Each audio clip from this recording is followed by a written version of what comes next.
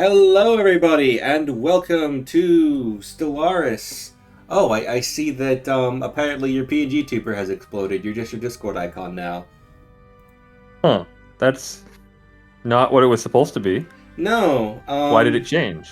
No, can you tell we didn't have the opportunity to test before we went live?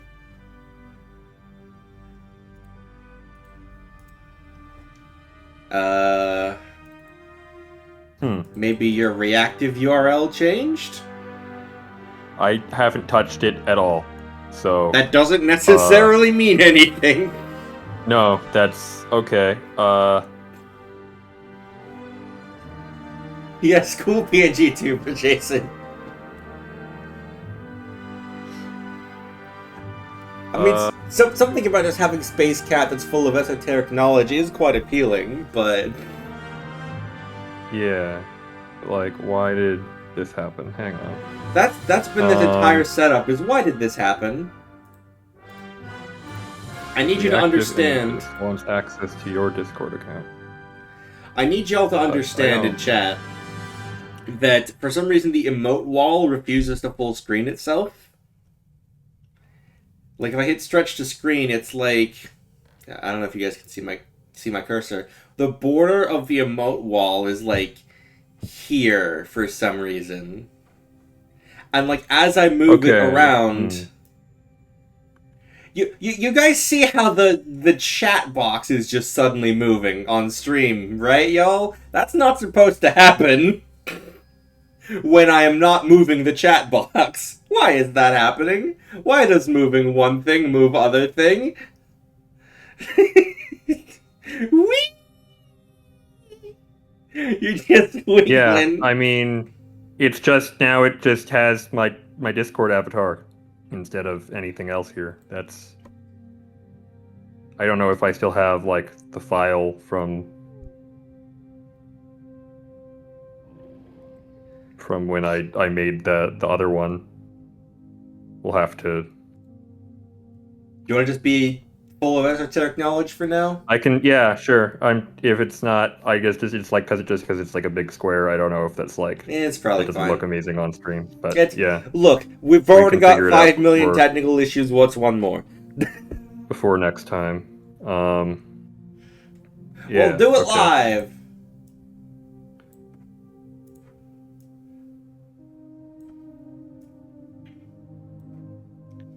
Just move everything around. Cause the chat to wiggle some more. That could be a fun art stream. Is like Leo assists in putting the soul fragment finally into the maybe the PNG tuber. Maybe. I should inform him that we're already making plans on his behalf.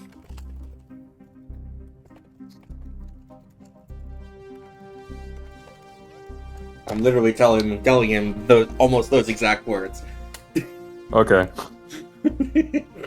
I was just I wasn't trying to make plans for him. I was just... Yeah, but it's funnier if I say that we are. Sure. All right. As long as he's okay with that. Well, we'll see. Well, it's one of those things of just like, if it's like it's a joke, it's like, oh, let's see, we made the plan. It's like, oh, actually, that's not fine. Like, that's fine. If it's actually Yeah. No, that's what tone I can imagine indicators someone are just like for. not appreciating that even as a joke. No, that's why I added a tone indicator. Okay, all right. Anyway, video games. So it has been subjectively several thousand years since I've played this game, so I have zero recollection of any of it. They also, like, since the last time I played as well, they did some major functionality redo. It's on like version 4.0 now, technically 4.1. They've redone how population works, I think, and I have not touched it since before that. So I'm not entirely certain what I'm doing with this new game mechanics, which is why it's going to be really great that we're going to be sharing a single empire. Nothing could possibly go wrong with this plan. You know, smash cut to Civil War or whatever. Oh god, how does that even work in a co-op game? Because rebellions can't happen. What if it gives one player the option to take one empire, the other player the option to take the other? That would actually be incredible. That would be cool. Yeah, I don't know. They probably didn't code that in, but it would be amazing if it just turned into a standard multiplayer game after that. Or like, I mean, like the alternative would be like, if you have a multiplayer game and you like establish like a truce and like you can have yeah, become cooperative. I feel like because you can at the assimilate scale other of this empires game like that might not work. You would almost need something much larger, like an MMO type thing, where like yes, you can have players like do that. Because I feel like at the scale of like if you just have like 4 or 5 players and like 3 of them go on to one team, then suddenly that's not like as interesting. Hi, but if Leo. it's like 100 people. I've been told plans are being made on my behalf. What does that mean? I said it would be a cool idea. Okay, that is very speculative. That was not committing you to anything. So for context, Leo, as you can see, Jason's PG tuber is consigned forever to the void for reasons we don't understand. It's just kind of gone, we guess. We don't seem to have the original files for it either. So we were like, what if there was a Leo art stream where the soul fragment is finally put inside the Torque Sprite?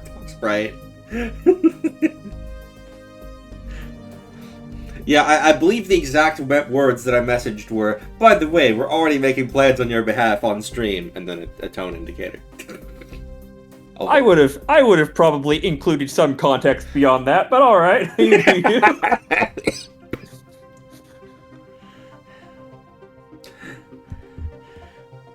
But yes, let's make an empire, shall we? All right.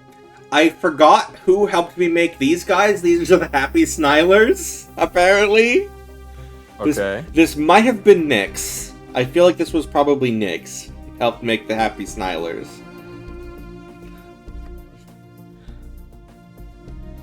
What else have we got in here?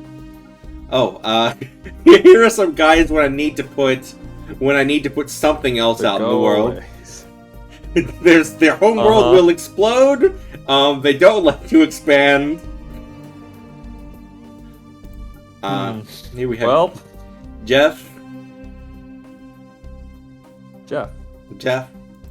Here's some guys I would use to do achievement stuff. Here's an actual normal empire. Here's some elves that are actually some kind of parasitic life form that turns other life forms into themselves, and they've done this to humans. They're also plant people. Don't worry about it. Homeworld Earth. Here's another actual empire I've made. Trying out with Necroids. Actual empire. Oh, the by and large corporation. BNL. Y'all remember Wally, right? I do. At least vaguely. I'm like, I saw it, and then, I remembered it well enough that when there was the junk bot in the magics that I worked on, I was able to, like, hey, this is just a Wally reference, right? Oh my god. They've had to change things so much that organic is now a population trait. Incredible. You have to specify organic. Okay. That's... I feel... Should that be worrying? Here's another joke one. This planet will explode in 5 minutes. Thanks for that one, Frieza. A normal empire, a normal empire, normal empire, a joke empire. This one is just Splatoon.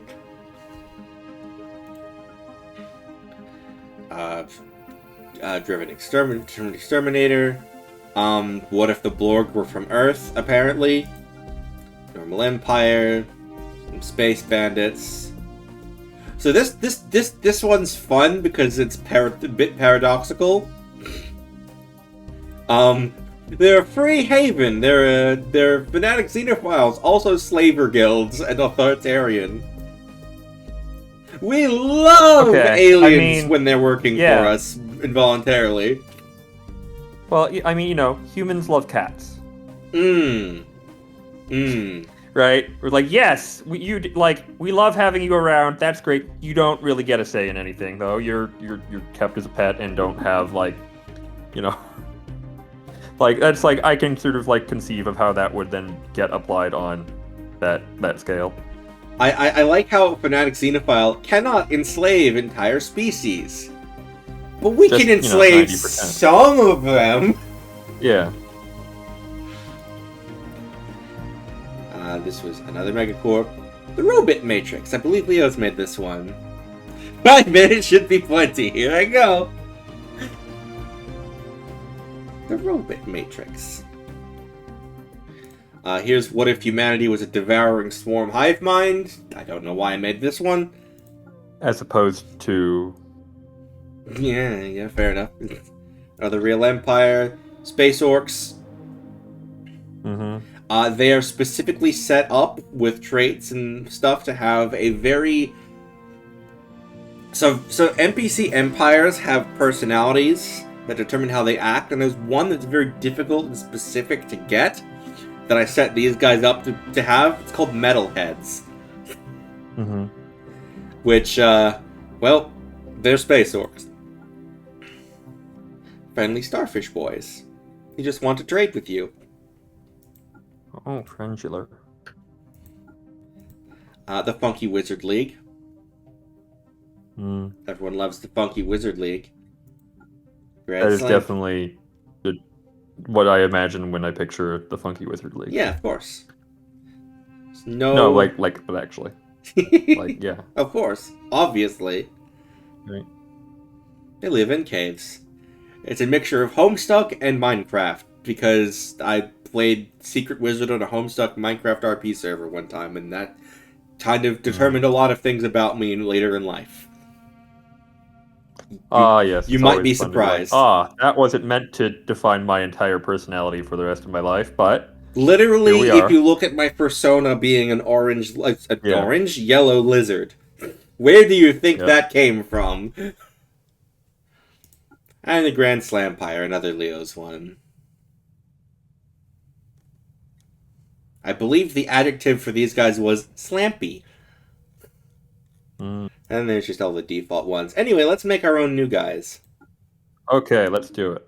I have most, but not all of the DLC. I don't have the newest stuff because money. Understandable. Ew. What in the world is that? I don't like it. Oh. I don't... That's a little... I don't like it. A little overly greebly. I do not like it. How is that humanoid and not Necroid or something? Bad. Don't worry about it. I love that we have 3 different types of human portrait. It's like, okay, here's the original human, then here's the revised human, and then here's the revised human. Why are we being mean to him? Yeah, he does look a little bit like a kicked puppy, but like really ugly about it. Anyway, that was mean.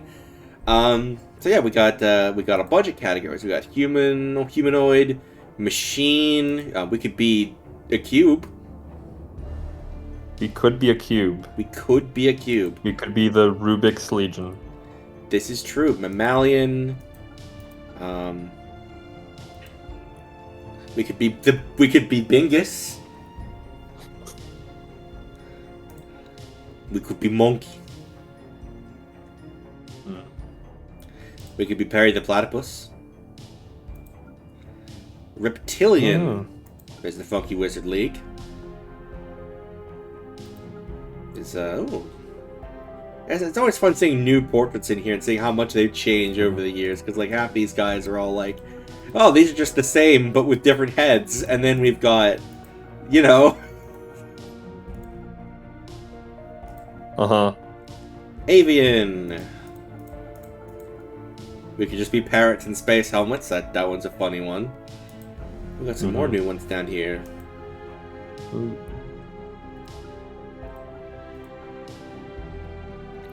Feel free to like let me know if any of these are catching your eye, of course. Oh, I figured you wanted to show them off through the I'm going to show them all off, and then we can go through them. Yeah. Arthropoids. This is that one guy from Monsters Inc. I think. What's his name? Randall? Sure. Or like, also, I was thinking it's the like worms from Men in Black. Moth. At least like the body and arms, the head's like different. But like, This is just a chrysalid from XCOM. Molluscoid. Or like, oh yeah, go. Yeah. No, I also kind of remind. There's a couple here that remind me of like the Biren. It's like an alien race by the like concept artist. This is the Hanar from Mass Effect. Here in Molluscoid. This guy has an incredible face. Huh. This was just a literal Hydra. Are you? Interesting. Fungoid. I don't think we're allowed to pick this one. There's the Blorg. There's the Nivlac. Mushroom. This one's like a kind of fungal parasitic one. These are the Happy Snilers. What do we have here? Then we got plantoids, we got our space elves, but like plant version. As opposed to the regular space elves, which are humanoid. Right. Fly trap. I mean, I would argue a lot of the ones in these other categories, technically speaking, are humanoid. Yeah. Right? Like, generally speaking, when someone says humanoid, they mean the body plan, not like as opposed to there's like some other trait that is like most of these do seem to be like there's a head and a torso and arms. Where were we? We just did plantoid. Lithoids. These guys are a little mechanically different, beyond because they're not organic. Right. They eat minerals instead of food. Like these kinds of like yes, as opposed to us, who we angels. definitely do not eat minerals ever. I've never placed salt on a dish in my life. You ever see that? Here's Randall from Monsters Inc. again, but a rock this time. You ever see that one post about how, like, you know, in a fantasy setting, dwarves might be, like, notorious for having, like, bland cooking, but it's actually, like, they super season everything, but they think other races can't eat their food because it's like, well, they can't eat salt, that's a rock. Don't be ridiculous. And so they, like, overcorrect. Necroids, you know, just some zombies. Don't worry about it. Angel zombie.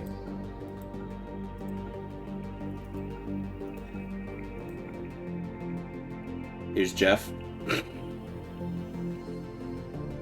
Everyone loves Jeff. He does look like a Jeff. I'm fairly certain he was in pre-release material as Jeff. Not even a joke. Aquatic. Ooh, that's pretty.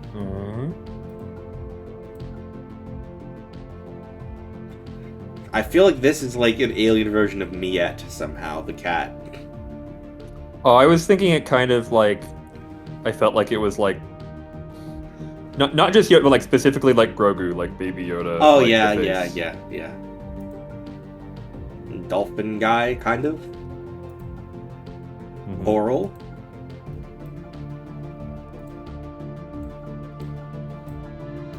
Is your, standard garden variety, almost Cthulhu. Oh, that's neat.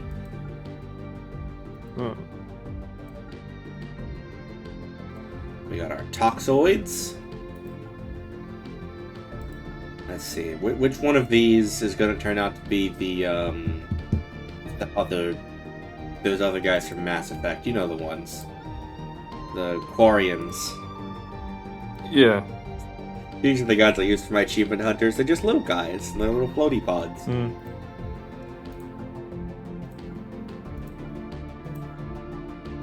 The tubes.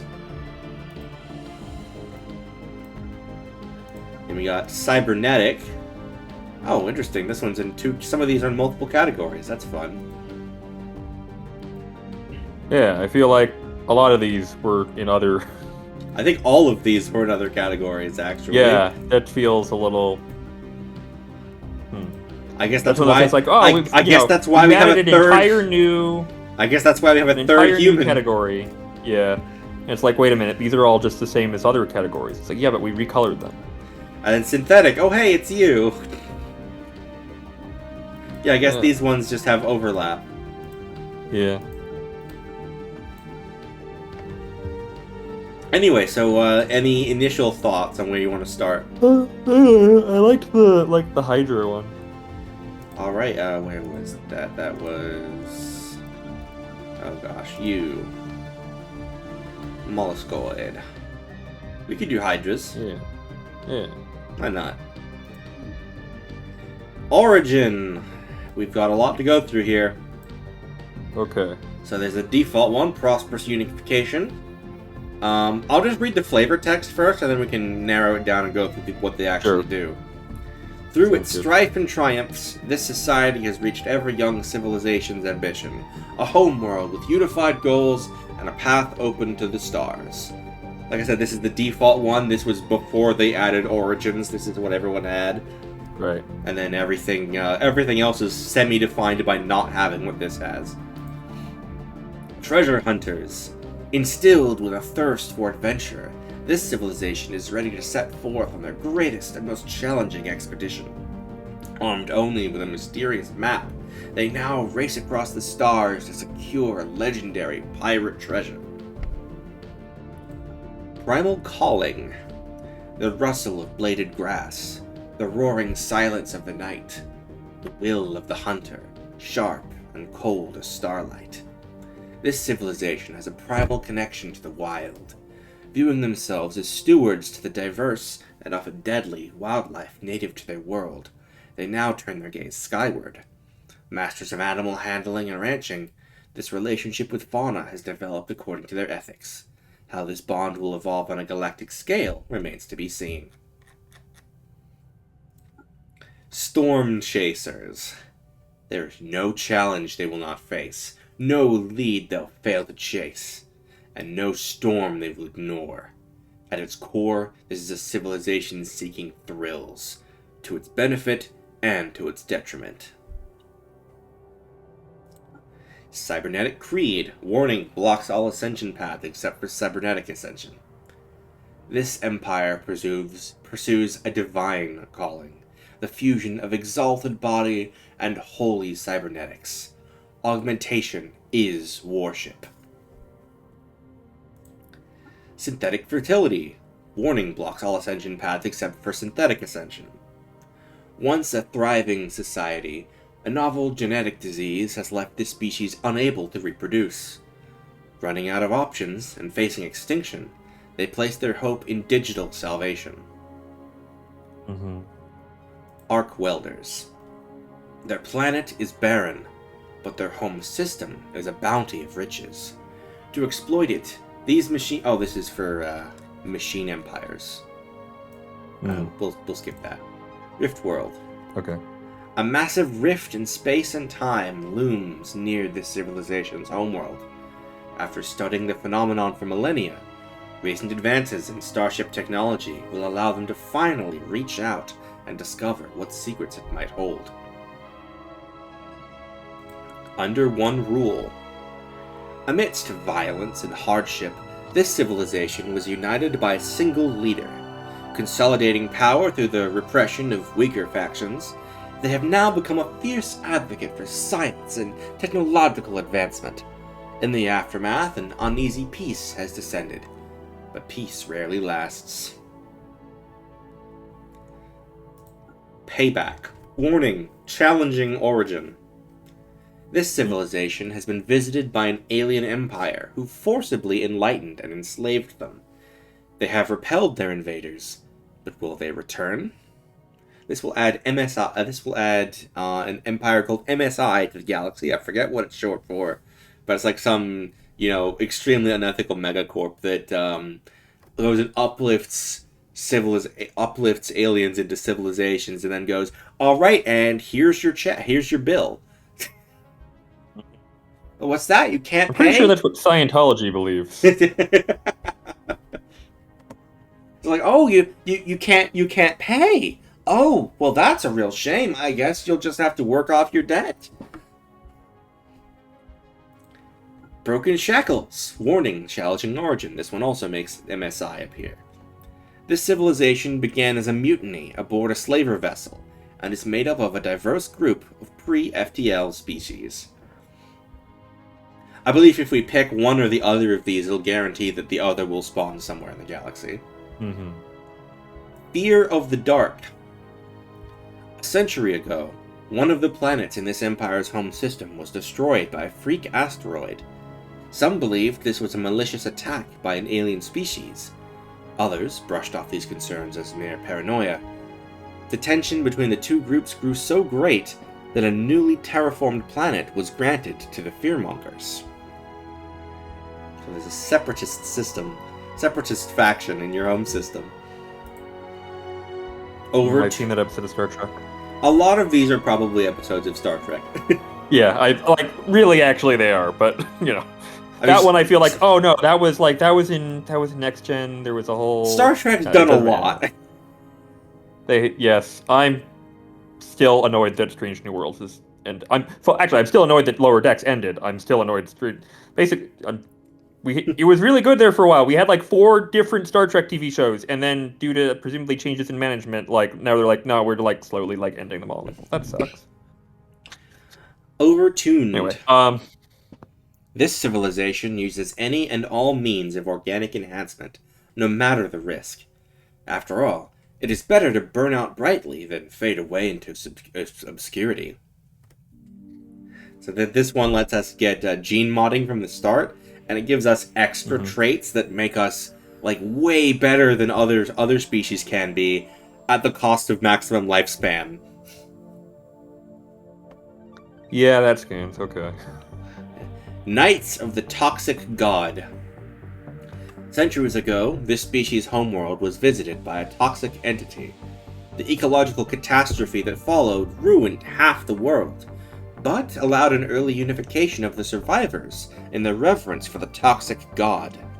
An order of knights has been created to search for the toxic god, and although many things have changed, the quest continues. Twitter.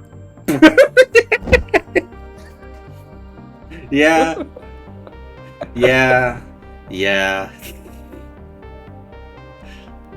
Progenitor hive. This would be if we're a hive mind, which we can be. This hive has gained evolutionary advantage through semi-independent leaders. These offspring greatly improve overall proficiency, though they require constant oversight. Subterranean. This civilization may never know why their ancestors migrated below the surface. Was it necessary to ensure self-preservation, or did the promise of bountiful resources allure them? Whatever the case, they successfully adapted, leading to a more environmentally versatile community. Slingshot to the stars. Once, the skies above this civilization were illuminated by shooting stars. Then came a long season of darkness. Taking to the heavens in search of answers, the first off-world explorers discovered a dormant and long abandoned quantum catapult array.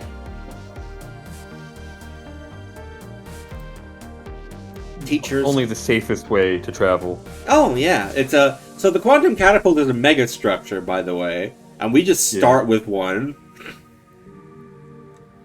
that we inherited, I guess. It's fine. Yeah. It's in its first stage, it's fine. Teachers of the Shroud. Warning, blocks all ascension paths except for psionic ascension. Long before their first steps onto the galactic stage, this civilization has been supported and shaped by Shroudwalker Coven. So we start off as latent psionics and can talk to the Shroudwalker Enclave from the beginning of the game. Imperial Fiefdom. Our first endeavor beyond our home planet was a painful one, suddenly and brutally subjected to the whims of a foreign galactic power. Now, we look towards a future in which we no longer live in the shadow of another empire. We start as a subject of an advanced AI empire. Probably not that one. Here be dragons! But I know we can speed run our freedom by just giving the right prompt to the AI empire. It's fine. It's fine. Here be dragons.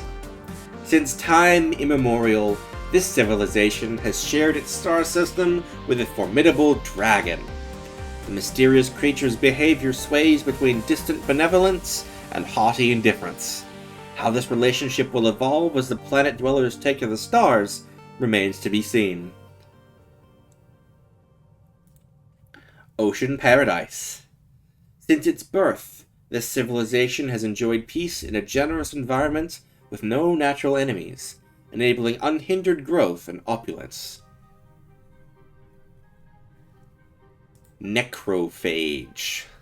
This civilization evolved as a parasite, forced to feed off other sapient life forms to sustain itself. As it arrives on the galactic stage, other species will either be brought into the fold or become its food. For the necrophage, there can be no other way. Guaranteed habitable worlds replaced with pre-FTL civilizations. It's almost like this is supposed to be analogous in some way. Don't worry about it. Remnants. This civilization once spanned the void, controlling much of the galaxy. They were eventually defeated and almost destroyed, but after a long period of destitution, they are returning to the stars. Start on a relic world. Shattered Ring. This civilization inhabits a ring world built by unknown forerunners. If it can be understood and fully repaired, it will grant them great power. Void Dwellers. This civilization has made its home in space for as long as it has maintained records. Life in a typical planetary environment is anathema to them.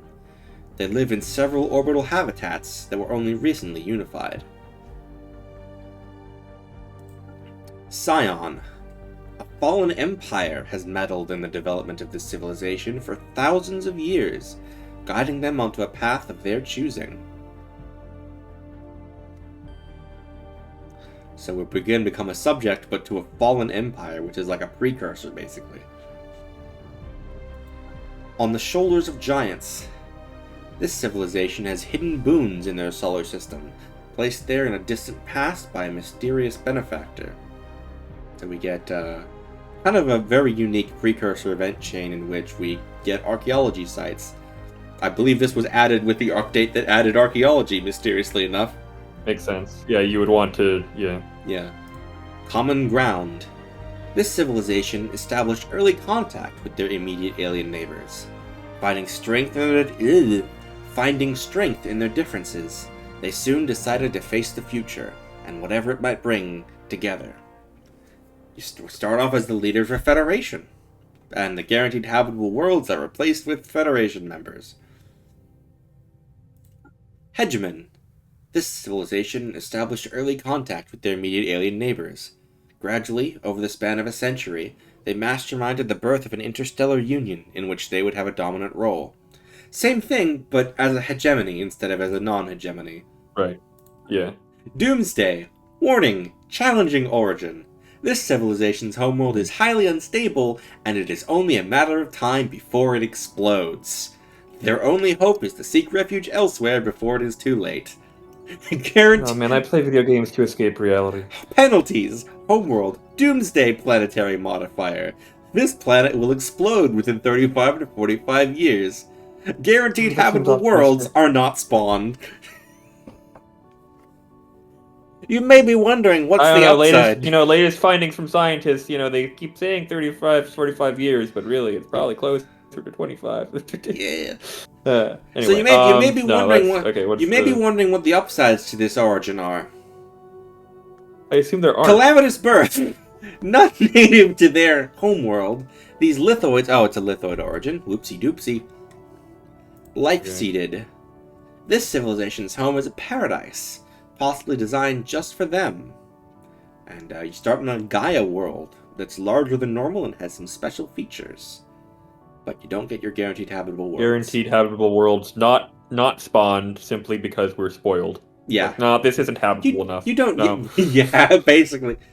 Because you have Gaia world preference. No, the pH balance on this water is just like off by like 0.5. We can't. No. No, but literally, Gaia world preference. People will pretty much only settle for Gaia worlds.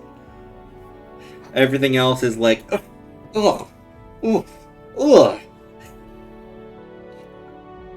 Post-apocalyptic, baptized by nuclear fire, this civilization has faced total annihilation and survived. Devastated yet unbroken, they have rebuilt civilization from the ashes of their old world. This is like the opposite of Life Seeded. You start on a tomb world. But hey, you get plus 70% tomb world habitability.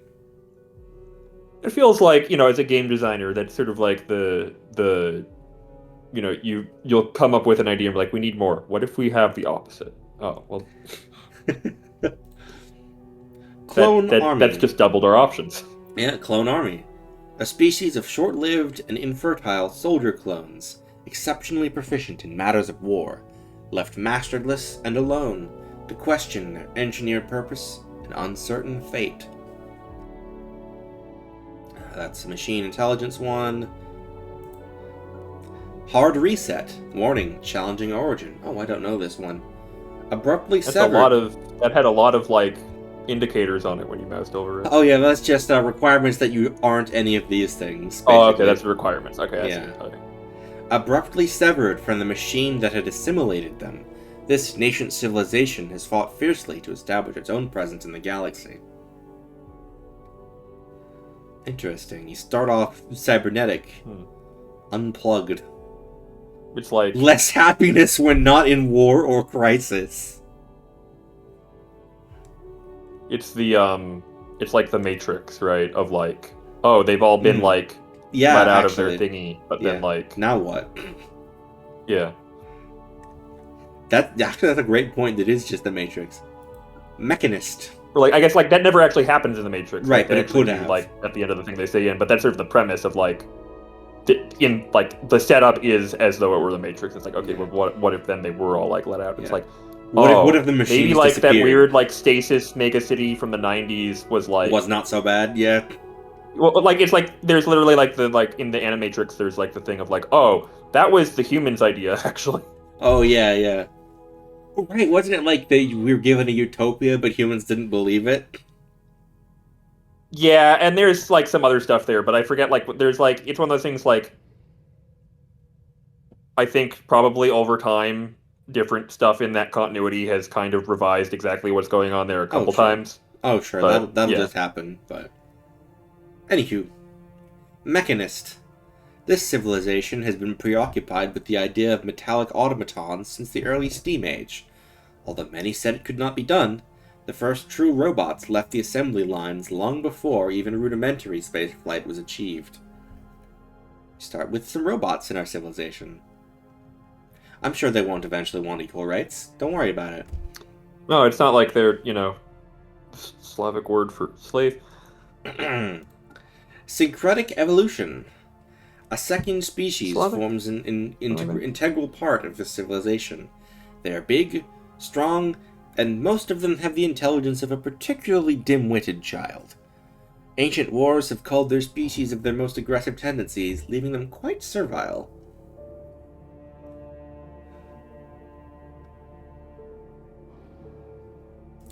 Tree of Life. It's another hive mind one. This hive evolved in a symbiotic relationship with a vast tree. The tree grants them many benefits, but its loss would cripple them. This one requires us to be either a fungoid or a plantoid, so I'll skip that. Galactic Doorstep. This civilization has a dormant gateway in their home system. Potential technological benefit, or looming menace. And finally, Lost Colony. This civilization originated as a lost and forgotten colony, separated from its homeworld long ago.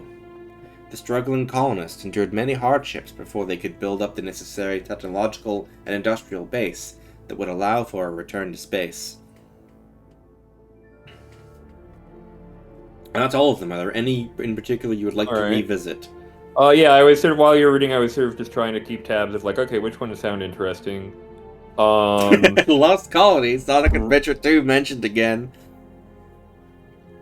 The ones that is either the Rift one, the Progenitor Hive, or there was one other that seemed interesting that I don't remember. Just scrolling through. Let me just see. I think Common Ground would be like. All right, so we said Rift World. Effects: ancient crater archaeology site. Colonized planets and systems with astral rifts. You get rift affinity. Chance for astral rifts to appear in systems you control plus 100%. Modifiers: astral rift exploration speed plus 25%. Astral rift fail probability minus 50%. Astral rifts are essentially just archaeology 2, but now with more space and alternate dimensions. Let's see, Progenitor Hive, you said, was another one? Yeah. Spawning pools replaced with offspring nests. Available holdings, offspring nest, holdings. If Devouring Swarm is not selected, sectors can be released as subjects. Leaders gain additional passive experience. Offspring outlook can construct offspring ships. Fleets suffer from insufficient offspring oversight. Without an offspring leading the fleet, our forces are unorganized and lack efficiency. So I assume this is probably making hive minds closer to a standard empire, but I'm not certain. That's just my initial reading. And there was, what, Common Ground was the other one you're looking at? Yeah. This starts as a federation, which would basically give us 2 AI that spawn right next to us as our friends at the start of the game. But then, we would essentially be battling for territory with them. Okay. Well, why don't we do the Rift World one? Sure, I'm down to do Rift World. All right, 2 down, 5 million to go. So we've got 3 main categories. We've got our ethics, we've got our authority, and we've got our civics. Let's start with ethics. Okay. We've got our they've arranged them along the Buddhist wheel of Dharma. Yeah, we've got our 4 main axes as well as Gestalt consciousness in the middle. Mm-hmm. We've got militarist versus pacifist, spiritualist versus materialist, authoritarian versus egalitarian, and xenophile versus xenophobe.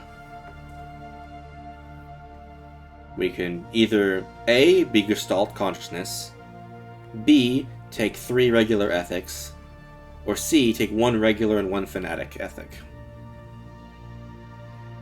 And of course, if you want more details on what any of them actually do.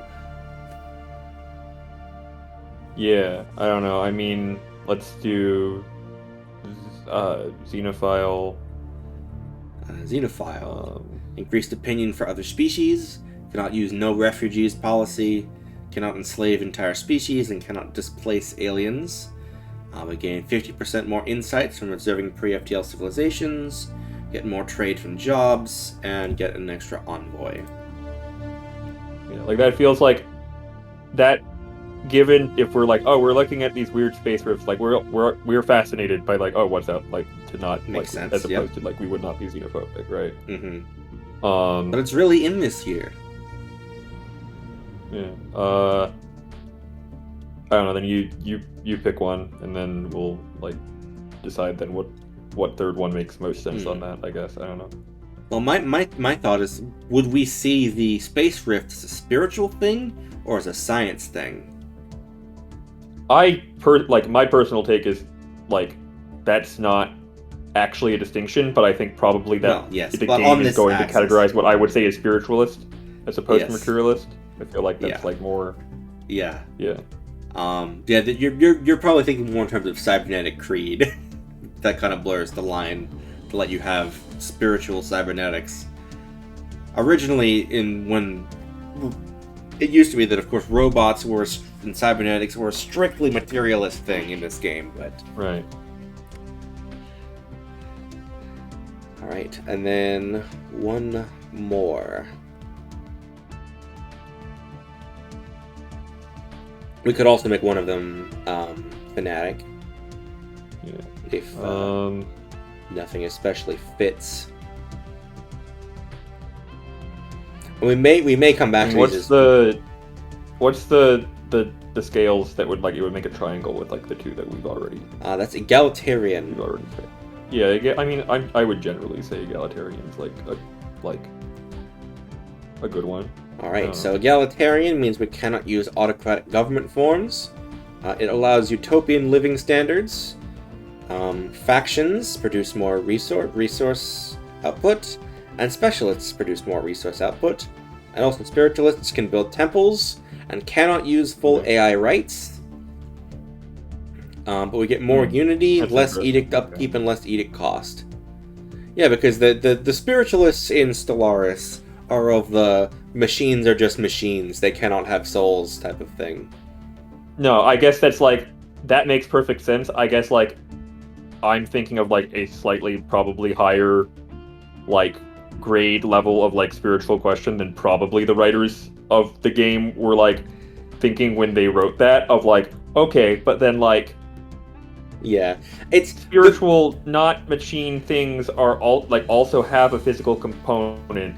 Yeah, I think why honestly would that not yeah, honestly, I think that they could probably do with redoing some of these, especially since the spiritualist versus materialist axis in Stellaris is a bit silly, because spiritualists will go and do the whole thing with their psionics in the shroud, which the materialist empires will be what nonsense, there's no such thing as psychic powers of the shroud, even though there very demonstrably is. Yeah, no, I mean, that's consistently sort of the issue of well, hang on, that's it's either, either there isn't any evidence mechanically of the thing working, in which case, well, then that's that doesn't really work for, well, what if you want to play as that, and clearly it does.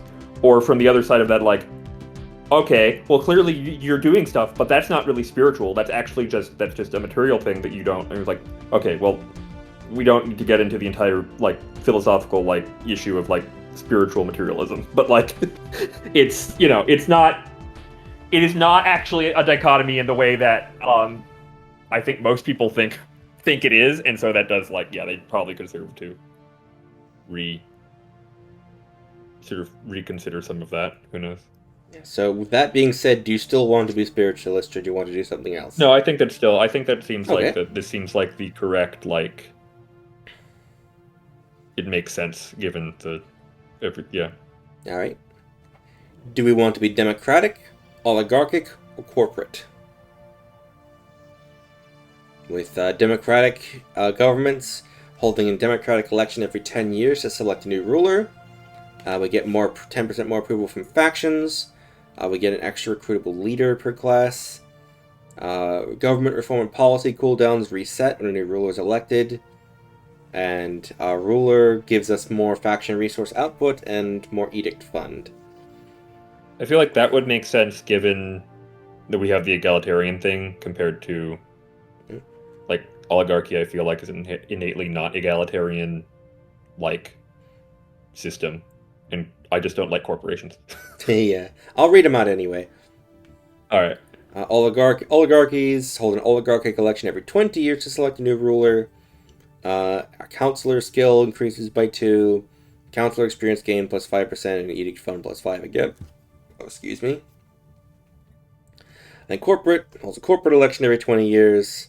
More trade from jobs, more empire size from planets, more external recruitable leaders per class, and branch office value is up in edict fund. They all get edict fund. Okay. But you want to do democratic? Yeah, let's do democratic. All right.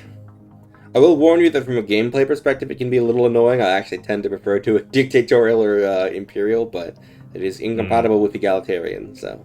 Yeah. And now we have civics. There's a lot of them. Once again, I will read out the. Right. Once again, I'll read out the descriptions, and you can make a short list. Okay. Many of them we have lost access to because we don't have the right government or ethics for it. Sure. So we'll just presumably to save time, we'll just read the ones that we do have access to. Yes. Rather than being going back and, oh wait, let's change our mind. Yeah. Alright, so short list, here we go. So, anglers. This society is well adapted to an aquatic environment, using the bounty of the sea to fuel its economy. Ascensionists. The ultimate goal of this empire is to ascend to ever greater levels of fulfillment. Astrometeorology. With deep respect for the forces of nature, this species goes to great lengths to uncover the inner workings of environmental phenomena. As they set out across the stars, they take with them a particular interest in astrometeorology. Central to their ambitions are the most fantastic and potentially destructive of all astronomical events, the cosmic storms themselves. Beacon... I'll say that one feels like it's certainly in line with the Rift. Like, if we're interested in that, then that would be like something that... Potentially, yeah. I think it's more about the cosmic storm events, which is the thing that... But still definitely flavor-wise. Not mechanically related, but like... Yeah, more flavor than mechanical, but yes. Yeah. Beacon of Liberty. This society is a shining beacon of light in a sea of darkness. Liberty and individual freedoms are held in the highest regard here. My xenophile slavers have this one. Don't worry about it. Is there a cognitive dissonance trait? Don't worry about it. It only requires egalitarian and non-xenophobe and democratic authority. Beastmasters. Coming to full technological maturity in a system that serves as a feeding ground for space amoebas, this society has acquired a deep knowledge of their life cycle. They now work to nurture, raise, and ultimately clone these creatures for mutual benefit. Byzantine bureaucracy. This society is largely governed by a complex and, to the outsider, almost labyrinthine system of bureaucracy. An army of officials and functionaries work tirelessly to keep the government running smoothly and ensure no citizens are allocated resources they cannot demonstrate a properly filed and triple-stamped need for. Catalytic processing. By focusing their industrial efforts on catalytic chemistry, this civilization has unlocked the key to using organic materials in the construction of space-bound structures. We can turn food into alloys. Okay. Crusader spirit. The lack of guidance creates weak minds, which easily succumb to corruption and plunge into decadence. This society has assumed the self-imposed mantle of bringing enlightenment to the masses through aggressive proselytizing. Cutthroat politics. The political system in this society is renowned for its intrigue. Power struggles, shady backroom deals, and cloak and dagger scheming are par for the course. Those who survive long enough to learn the game, however, tend to learn it well. Dark Consortium. A deep understanding of the architecture of the universe allowed this society to exploit the mysterious properties of dark matter long before the discovery of the hyperdrive. Death Cult. This society's religion is built around periodic ritual sacrifice. Willing initiates devote themselves to a decade of study before meeting an end whose effects ripple throughout their culture. So instead of priests, there's death priests. Dimensional worship. This society believes that a divine existence lies beyond the folds in space and time. Systems where instabilities are highest hold a sacred meaning to them as sites of both pilgrimage and research. Should I just lock this one in? I think that one seems pretty in line with everything we've discussed so far. It's just, I read this and I'm like, oh, yeah. And hey, look, it synergizes with Astral Rifts. Yeah. Oh, hey. Oh, hey. Diplomatic Corps. This society has a long tradition of rhetoric and debate, and celebrate those who are able to get their way using only words. Eager explorers.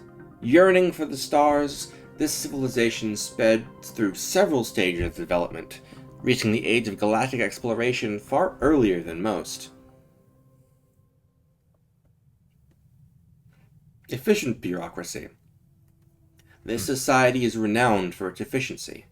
Not only do the mag trains run on time, but the colossal bureaucratic apparatus required to run an interstellar nation has been greatly streamlined.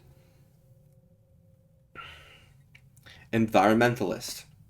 This society seeks to coexist in harmony with nature. Great care is taken to preserve the environment and limit consumerism where possible. Free haven. This society has a well-earned reputation as a free haven. The tired, the poor, the huddled masses yearning to breathe free, all are welcome here, regardless of their species or origin. I think I might have had this one on them too in the final game, on the the xenophile slavers. Because you can have 3 in the end. Functional architecture. This society is renowned for its simple yet functional architecture. There are those who would refer to this building style as boring or even depressing, but in most cases, neoconcrete does the job just as well as any other building material. Galactic curators. The meticulous collection and preservation of historical artifacts has always fascinated this civilization. But now, with the mysteries of the galaxy at their doorstep, there is everything left to learn. Genesis Guides. This society is devoted to the creation of emerging species. As the stewards of evolution's potential, they allocate portions of their worlds to safeguard the development of pre-sapient life forms. Heroic Past. The legendary heroes of the past inspire each new generation to achieve the extraordinary. As role models, government officials embody these ideals. Hyperspace Specialty. This society has always embraced speed. The manipulation of hyperspace is just another thoroughfare, and those with aptitude in the field have risen to the highest caste. Idealistic Foundation. This society was founded on strong, idealistic values. Whether the current government remains true to them or not, the people have not forgotten. Masterful Crafters. A penchant for meticulous crafting lies at the heart of this society. Deft appendages and keen sensory organs aid them in creating truly wondrous treasures, even in the most basic of trades. Memorialists. This empire pays tribute to memories and sapience of the past, deriving greater stability and insight from the continuous cycles of death, rebirth, and legacy. Merchant Guilds. A number of powerful and very influential merchant guilds have risen to prominent positions in this society. They hold significant sway with the government. Meritocracy. An individual's social station or personal connections should have no bearing on their profession. The sole basis for advancement in this society is demonstrated ability and talent. One of those things that sounds great on paper, but in real life, not so much. Yeah, it was just like, okay, well, how do you actually ensure that the people then who are judging the merits are not the people that have, like, no, it's like... That's the neat part, you don't. Yeah. Mining guilds. Several large mining guilds have reached a dominant position in this society. The government relies heavily on their support. Mutagenic spas. This civilization engages in ritualistic mutagenic bathing, with professional attendants overseeing the use of highly dangerous substances. This invigorating process may appall uninitiated onlookers.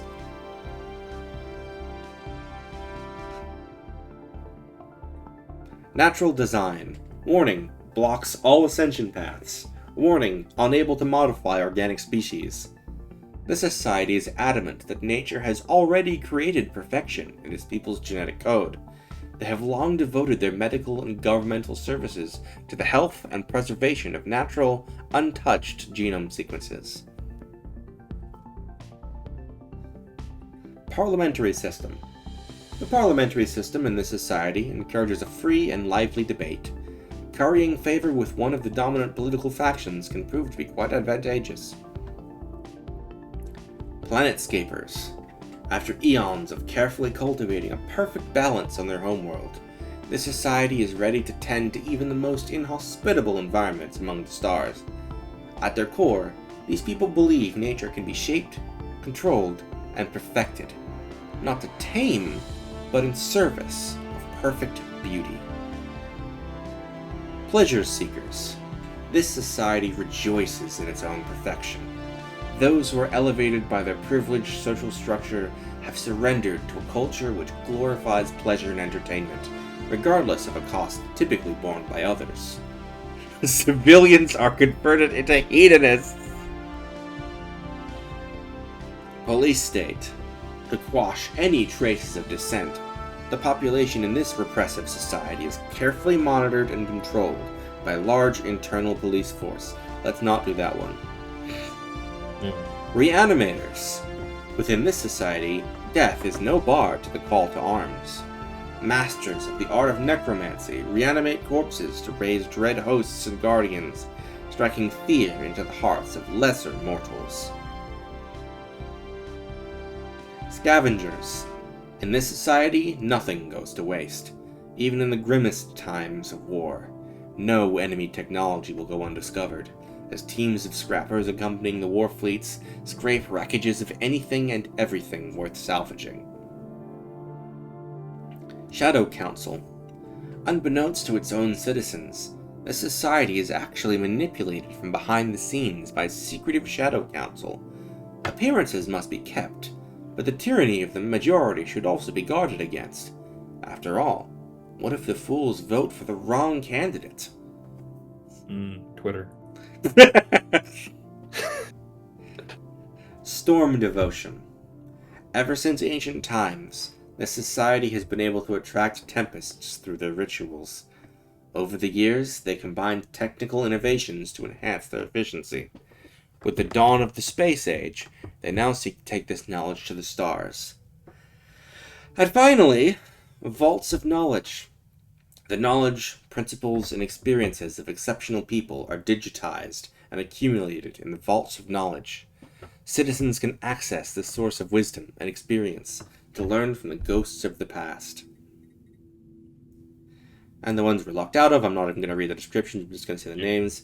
Agrarian Ideal, Aristocratic Elite, Barbaric Despoilers, Citizen Service, Corvée System, Distinguished Admiralty, Exalted Priesthood, Fanatic Purifiers, Feudal Society, Idyllic Bloom, Imperial Cult, Inward Perfection, Nationalistic Zeal, Oppressive Autocracy, Philosopher King, Pompous Purists, Relentless Industrialists, Selective Kinship, Shared Burdens, Slaver Guilds, Sovereign Guardianship, Technocracy, and Warrior Culture.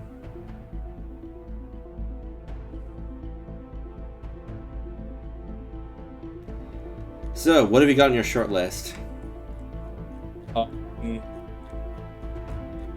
Oh god, there's so many that let me see. I like the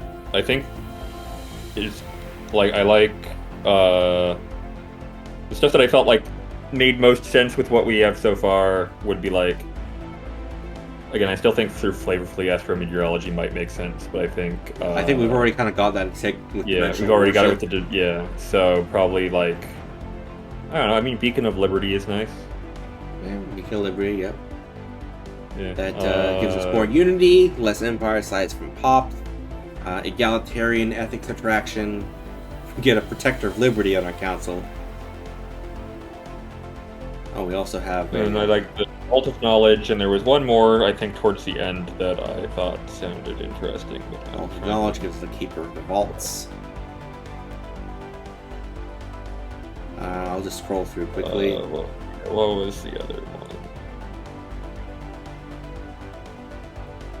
Wait, was there actually anything, like, dark about the Dark Consortium, or was it just like, yeah, you know how to use dark matter? I think it was just how to use dark. The name sounds shady, but like if it's actually just like, oh, you figured out like dark, like that seems. No, it's just you just figured out dark matter. I mean, that seems like probably good. You want to do dark matter? Yeah, let's do that. Okay. We get a Shadow Weaver on our council. Neat. Along with our Astral Minister. All right, 3 down. 3, 4, 5, 6, 7, 8, 9, 10 to go. This might be the entire stream, folks. That's fine. Then we can get it started next time. This could be the prologue. Yeah. Session 0 or whatever. Yeah. Session 0. Yeah, exactly. Yeah. So, this one we get to do math. So we can have up to 5 traits, and we have 2 points to spend. And some traits are negative points. So for example, we could take a -2 and a -1, and then get a +2 and 2 positive ones. Or no, we could get 2 +2s and a +1. For example. Okay. We don't have to use all 5 trait picks. Right. But we do probably want to at least use all of our trait points. Sure. That makes sense. So I guess we'll just go through them again. Yeah. If we wanted to save some time, we probably could look through just which ones actually make sense. But I also if you wanted for the audience and everyone here's yeah, let's for the audience, and some of these might be new, and Yeah, sounds good. Session 0. I don't want you to have to do more work than you actually Nope, we're just want session and 0. need to. Yeah. All right. Communal. Members of this species are highly communal and quite used to living in close proximity to others. -10% housing usage. Conservationist. Members of this species believe that resources must be conserved and recycled. -10% consumer goods upkeep. Enduring. Lifespans in this species are unusually long, plus 20 years to leader lifespan. Natural engineers. Members of this species have a natural inclination towards engineering and material sciences. Job efficiency for engineer jobs plus 15%. Oh, they've changed job efficiency, huh? That's not quite how it was worded previously. Okay. Natural physicists. Members of this species have a natural inclination towards theoretical physics and astral phenomena. Job efficiency for physicists. I feel like jobs. we're probably going to want that one. Yep, probably. And I think that actually cut us off of natural sociologists. That's fine. That's interesting. You get one. Alright. I'm gonna unselect it just so we can go through the list. That's fine. Members of the species have a natural inclination towards sociology and biological studies. Job efficiency for biologist jobs plus 15%. Nomadic. This species has a nomadic past, and its members often think nothing of relocating to another world. Resettlement cost -35%. Oh, I think, did it used to just be a percentage instead of... I think I'm thinking of something else that made resettlement free. Oh, maybe. Noxious. Oh, this is a complicated one. Extremely unpleasant to be in the vicinity of. Beings with this trait take vindication from being insufferable to everyone else. So Twitter. Yeah, yeah. Species minimum habitability plus 30%. Species habitability cap minus 30%. Army damage plus 50%. Pop housing usage plus 10%. Happiness to non-noxious pops minus 1%. Happiness per non-noxious pop, not including pops unaffected by happiness, 2%, max plus 40%. So they make others miserable and they love to do so. Mm-hmm. Quick learners. Members of this species are quick to learn from their experiences. Leader experience gain plus 10%. Resilient. Members of this species are physiologically resilient and will fight like enraged broodmothers to defend their worlds. Defense army damage plus 50%. Strong. Members of this species possess great physical strength, making them formidable fighters on the ground. Army damage plus 20%. Job efficiency for workers plus 2.5%. Talented. Members of this species are born with a natural aptitude. Leader upkeep minus 10%. Leader maximum negative traits minus 1. Traditional. Certain aspects of the species' cognition make it predisposed towards historical precedents and the value of collective unity. Job efficiency for bureaucrat jobs plus 10%. And what in the world is a trait category? Oh, it can be auto-modded by vocational genomics. Whatever that means. Those are... I was going to say words, but that may not even be true. Those are phonemes strung together.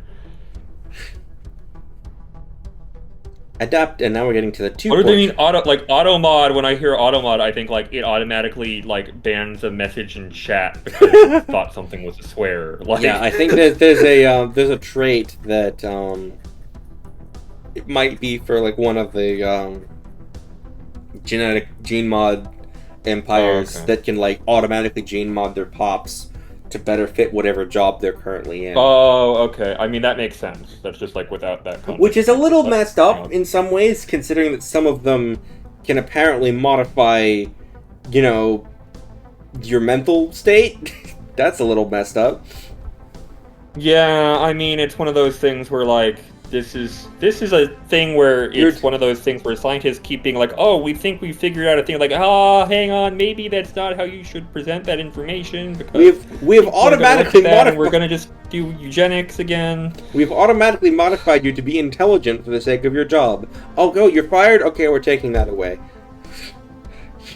Your new job will make you charismatic instead. Like, that's been done as like a sci-fi dystopia plenty of times, yeah. Sure. Anyway, 2-point traits. Adaptive. This species is highly adaptive when it comes to foreign environments. Habitability plus 10%. Agrarian. This species has a deep connection to the land and make expert farmers and gardeners. Job efficiency for farming jobs plus 15%. Charismatic. Members of this species have a special charisma and are generally considered pleasant to be around. Job efficiency for influential jobs, plus 20%. Conformists. These people always seek consensus and are more likely to conform to the governing ethics. Governing ethics attraction, plus 30%. Kinda messed up that this is something that you can genetically modify. Docile. Members of this species are easy to manage and organize. They tend to be cooperative and amicable. Empire size from pops, minus 10%. Also a little messed up that this could be genetically modified.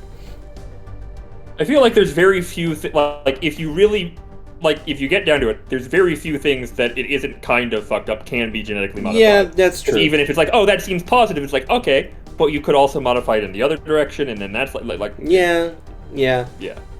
That's one of those things where it's like you just sort of have to accept, like, okay, we're gonna assume that the ethics around this are bad within the realm of whatever we're trying to play as, and not like actually, grimdark or whatever. Yeah. Hey, maybe that's why there's the purists origin. Yeah.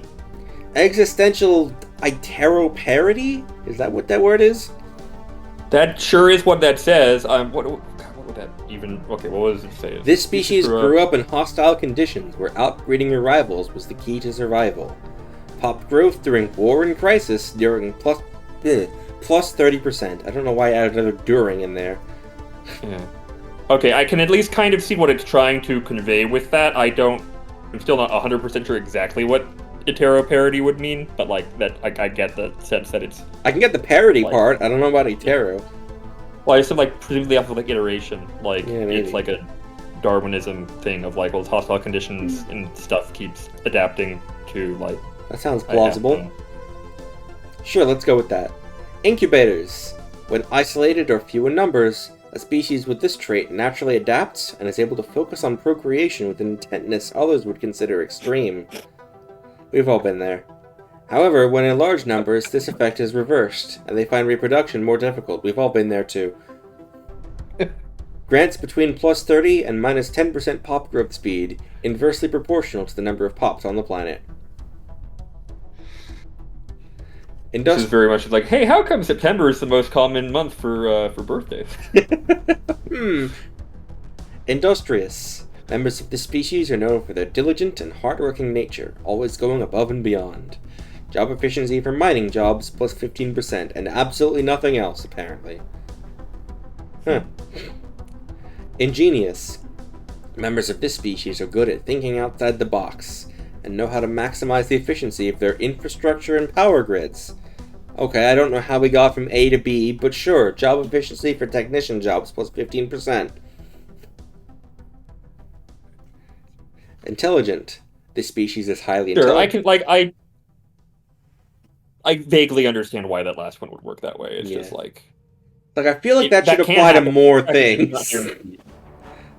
No, I guess that's the thing. Yes, you would expect that result. You would expect there to also be other, effects of it. Yeah, exactly. Yes.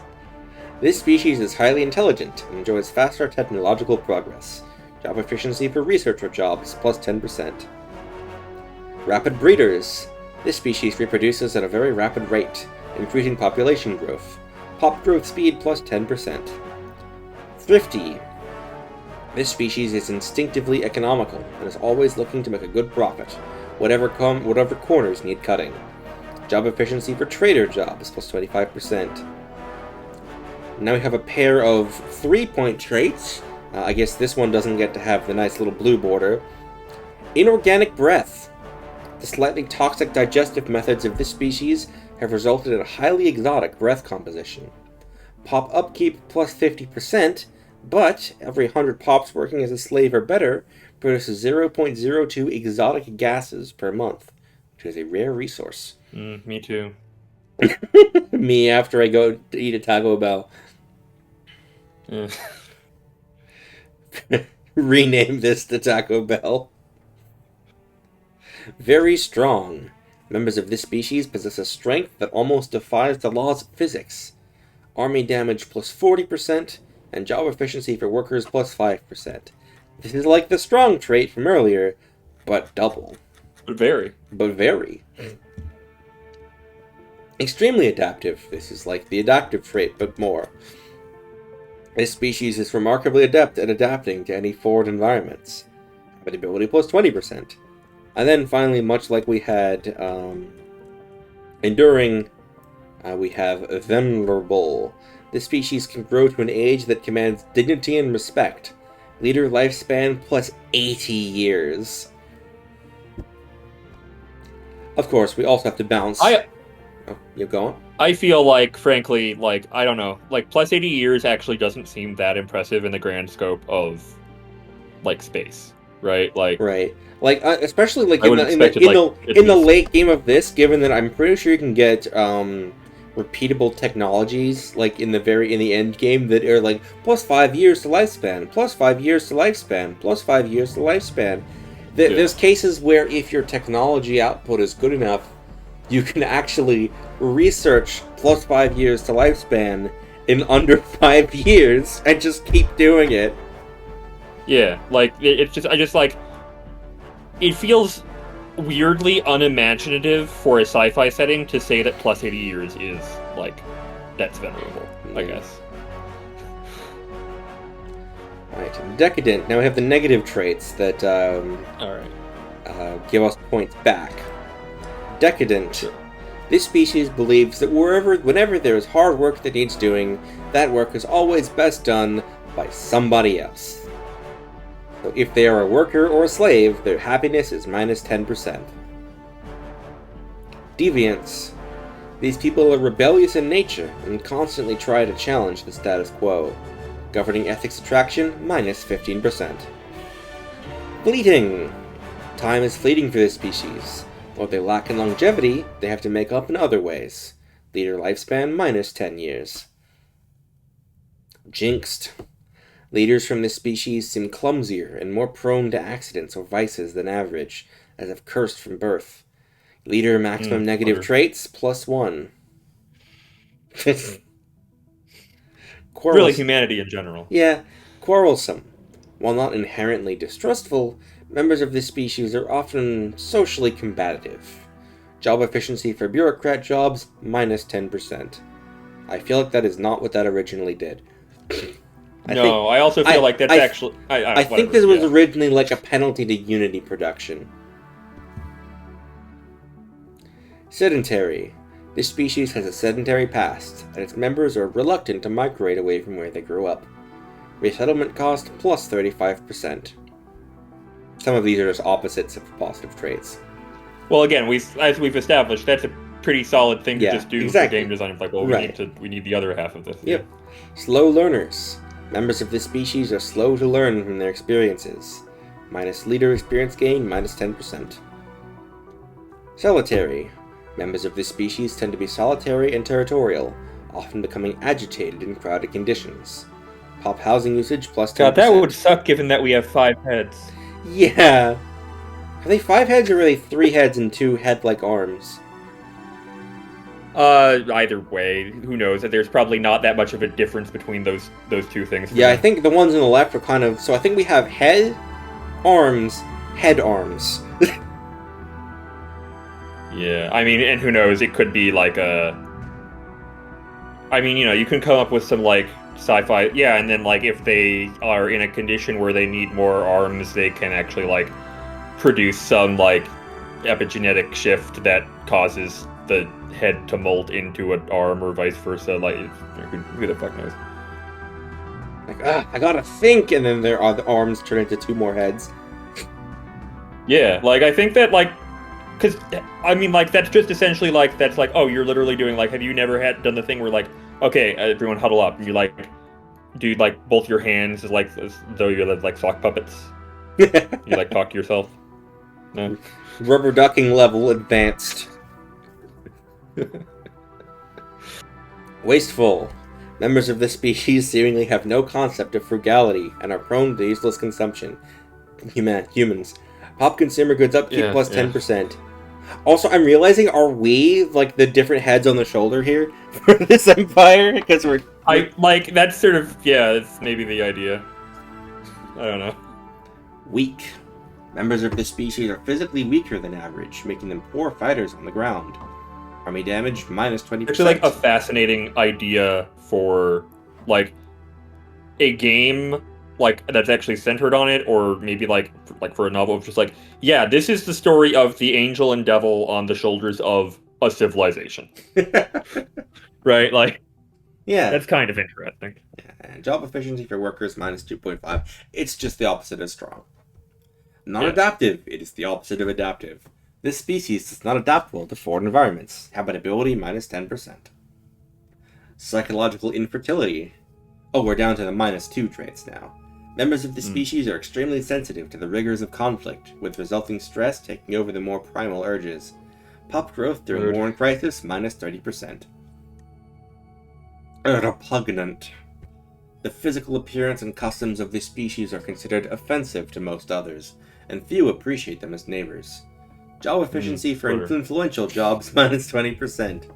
What I find particularly interesting about this is it means that stuff like entertainer jobs and whatnot are still less efficient for towards members of their own species. Think they're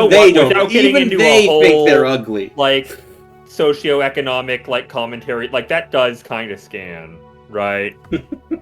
There's like, it's like, we're still not happy, which is why we then go off and make everyone else unhappy.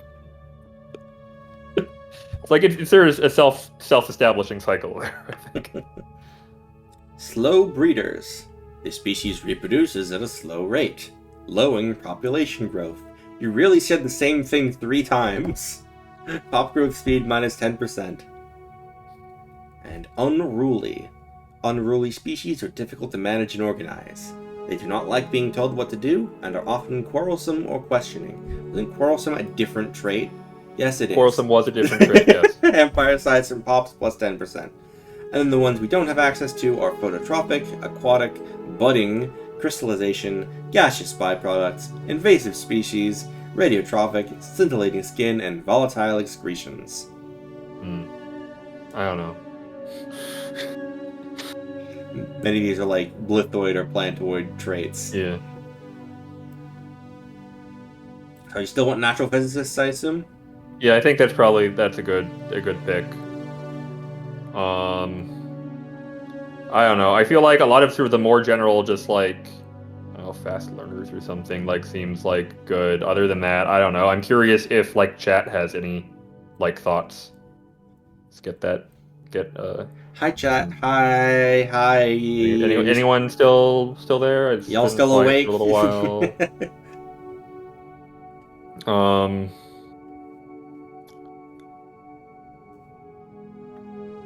I don't know, yeah. I think I mostly just hear like, well, what makes like most sense with like how we've built everything so far?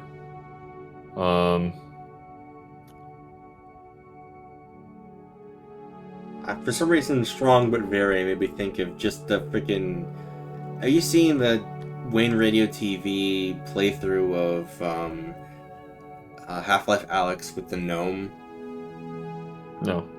Oh god, it's So in Half-Life 2 Episode 2, there was a thing where there was an achievement called Little Rocket Man, where you could take this little garden gnome from the beginning of the game and carry it with you throughout the whole game and put it into a rocket at the very end.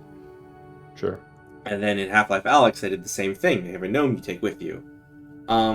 So Mr. Wayne Radio TV has decided, oh yeah, I'll just do a playthrough of that achievement. And then the gnome starts talking with text-to-speech. And you realize something is wrong. And it starts being the gnome has like 5 million meters that he needs to keep track of, from hunger to fun to Peppa Pig. His Peppa Pig meter. I mean, this just feels like this is like what managing like life is. Yeah, it was okay. Let me check in with myself. What do I need? Yeah, it was okay. Well, that's a lot of status effects all at once. Hang on, let's sort through these.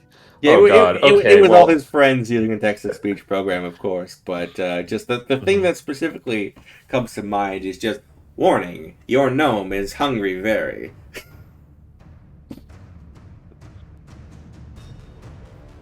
And that's just where my brain went. Yep. I think chat has exploded to death, fatally. Has chat exploded to death? Oh no, that's terrible. Sad. Get them a card or sad. I mean, I could just do it with my usual trait spread, but that feels a little boring. No. I mean, like, I don't know, like, again, like, intelligent seems like it's probably a good pick. Where was intelligent? There we go. Alright. We need to lose at least 1 point. We need to... Okay. What's, like, a solid, like, not that bad? Or what fits them. Yeah, like, what would, like... I mean, like... I'm actually sort of fascinated by, like, what does slow learners do again? Like, does it negate intelligent, or would it be, like, because it's just sort of interesting? No, like, they're intelligent, but it takes them longer. No, you can't take mutually exclusive traits. So intelligent is your researchers are better. Slow learners is your leaders gain less experience. Which is like your generals or your scientists or your... I mean, that seems like... I still kind of think that's an interesting, like... Not dichotomy, what's the word? Like, contrast. Like, if we need one. Alright, we could leave it there, or we could take a +1 and a -1, or a +2 and a -2. I don't feel like any of the +2s seemed like they were worth a minus... Like, it seems like kind of... But if you have a specific set of those that you want to add on... I'm just throwing them out there. But no, I think like that seems like that's a good, sort of straightforward. Yeah. Like I said, we don't need to take all of our trait picks. Yeah.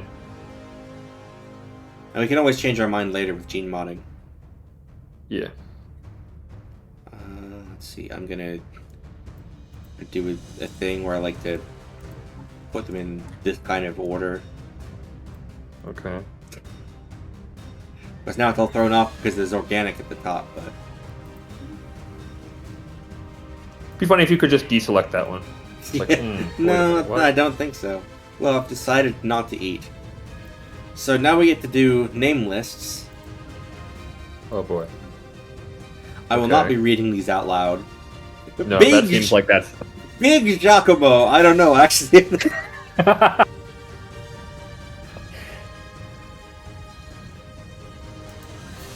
Hold on, I just saw one of the fleet names in here was like the Raspy Rapscallions or something. Plunderin Lawrence, Barnacle Edward. Okay, this name set is very fun, but let's continue. Aquatic 3, Aquatic 4,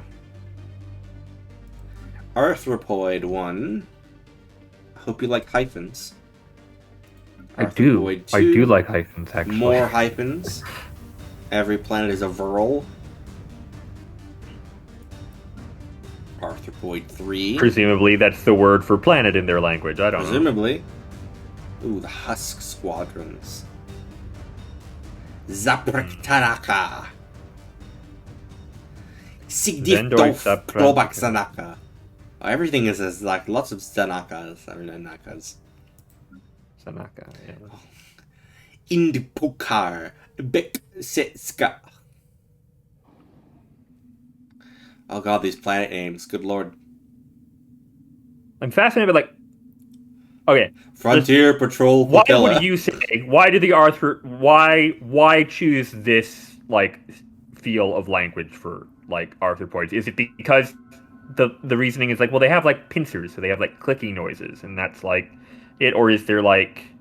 I want to see what type are we again? We are molluscoids, so we can see Yeah. what we're quote supposed to end quote sound like. Yeah, I was Avians. curious. I'm curious what they've got. Refractory hatchling? Okay. Of all the words you could have chosen, you chose refractory. It can mean other. It's fine. Yeah, Don't worry about it. Don't worry about it.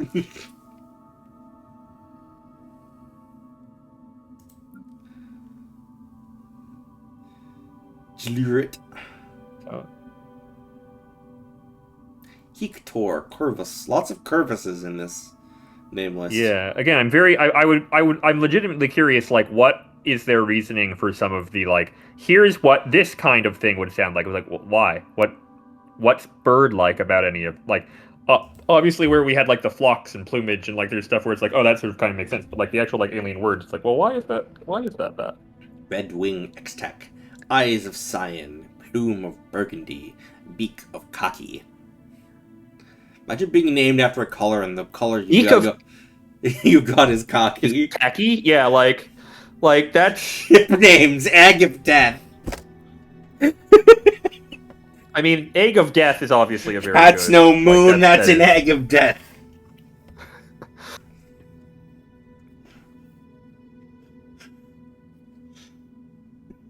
I'm fascinated. I like that there's the Death. Maiming Claw. I think the Maiming Claw should have a sister ship. The Egg of Death. Maw. No, right because then it's yeah.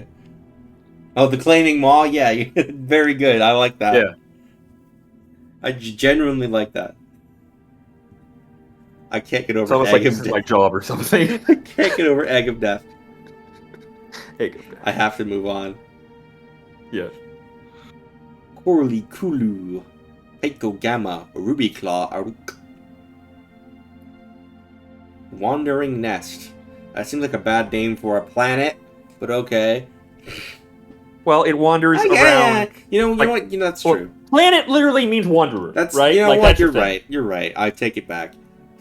I think technically it means wandering star. I forget what the actual like etymology is. The implication was they're the ones that are moving through the like by the actual original definition. The Earth like would not really count because movement's they relative. were looking up. Yeah. Last breath. I like Void Wings as like a title for that. Is cool. That's very cool. Fungoid. Glagro. I like funguses. What are we? Dagatoon. Okay. You want to go vacation at Kenny Ethiguk? Maybe it thrusts you. I hear it's bad this time of galactic year. I think probably galactic need to wait standard, until it's off the Well, because it's like that. It is an actual thing. Like our galaxy is very slowly like rotating through space, and like there is like it's like a fairly common thing in like more recent, I think, like doomsday things of like, well, we never know. Our solar system might just pass through as our galaxy is moving through some space that has the new radiation that we've never detected before, and that'll just end us or whatever. It's like the new radiation DLC. Which that's like sort of like I'm fascinated by the idea that something like that could be the case, where it's just like, oh, as we're moving through space, we'll just be like, oh, this is a completely outside of context like thing. But I do think that it seems to often be the kind of thing that captures the imagination of people who are looking for the next Mayan calendar type. And it's one of those things where it's like, if there is to be some kind of undetectable problem that we've never faced before, it's like, okay, what do you want us to do about it? Well, you have to listen. The voices in my head have told me after I took all those drugs that we all have to build. We have to build a bunker, and it's like, no, hang on, buddy, chill, no. You don't have to listen to everything that you hear, right? But that's what happens. In one of the World of Warcraft expansions, there was a going through all the tribal Torah and stuff. There was one group you could find out in the hills called the Prepfoot tribe. and they are preppers. But, like, the thing they are prepping for is the plot of a previous expansion. Mm-hmm. They already missed it. No, and I feel like my actual take is I unironically think a lot of the kinds of like whether it's through drugs or mental mental illness of some kind or deliberate mental practice or like whatever's causing it. I think it seems like there is just a phenomenon where like people will get like apocalyptic and it's just like that's not literal though, right? It's more like it's a thing where people will hear like experience that and immediately be like this must be like true. It is an actual like apocalypse happening and not considered in the context of like it might be symbolic in the way other dreams are symbolic, right? It's not it could be like not actually like I think it is like people just will take it at face value too much, and that's where you get a lot of these kind of like groups from of just like, well, I had a scary dream once, and so it must be true. It's like, well, maybe like we're facing a lot of horrible things. Maybe this is a manifestation of your own anxieties about what's going on, as opposed to a literal like. It's the apocalyptic literature has always actually been about the present, not about a coming future, right? It's the whole like Revelation is actually just commentary on like the decline of the Roman Empire. Anywho, do you want to go visit Jorg Pabdun or Jorg Falok? Oh, Jurg Falok does seem nice. What about Jurg Shandar or Jurg Stab? I don't know. Wukam Wakko lives there, and he's kind of a jerk. Okay. What are the other? I want to see the other fungoid selections. Vivil Uvigaldav. Tov Sifa. Madfiv. I like some of the ship names here. Aber Abib. The Ababib. Povabavab. Oh, they're mycelium carriers. A very normal thing you could call your non-fungoid ships. Like you're rock people. Why are you calling them that? Don't worry about it. It's fine. Glort spotted. Glorp and Glarp. Glumpus. Globelius is also quite good, actually. Where was Yorpus? Planet Ugeldash, Blagadosh, Glorp, Glorg, Ugelbor, Uglog, Uglundia, Bleg, Fleg, Schmeg, Glump. I don't know, this one has potential. Yeah. Hive mind. Oh my god. Well, it's very practical. Yeah, I don't... Like, I guess it's one of those things like, well, I guess there must be some indicator that then, like, when communicating with other species, these names would, like, be what is produced when indicating something that probably isn't really a name in a traditional sense within the, right, like...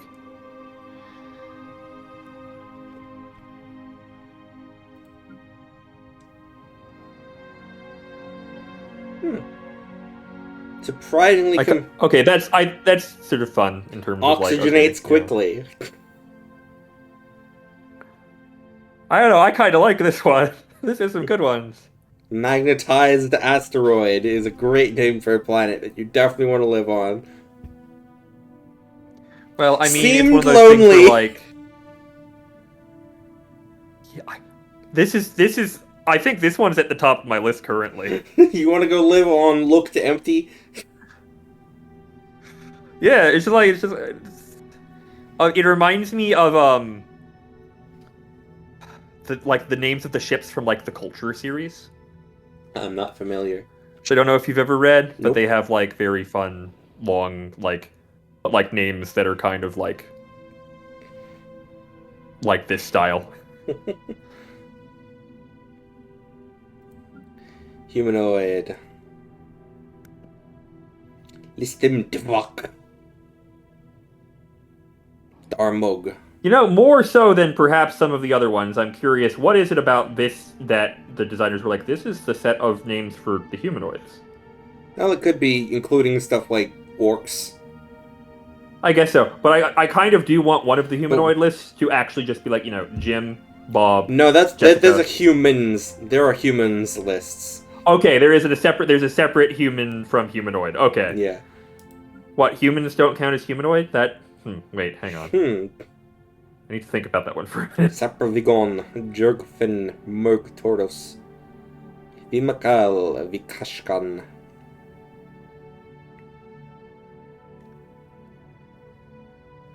It seems pretty unremarkable. Ooh, that's formatting. Oh, the fleet names are so interesting. Wait, hang on. I tabbed out to find a list of culture ship names to share with you real quick. Let me come back. Let me see. Okay. All right. Where are we looking here? The fleet names. The fleet names are practical. I kind of like. It would be very funny if then you had like 4th Expeditionary Fleet _ final 2. Final V2. Yeah. You have like 1st Expeditionary Fleet, and then you have 1st Expeditionary Fleet, but 1st is spelled out. Yeah, then you have Expeditionary Fleet 1. Yeah. Original. Who's on 1st Expeditionary Fleet? Yeah.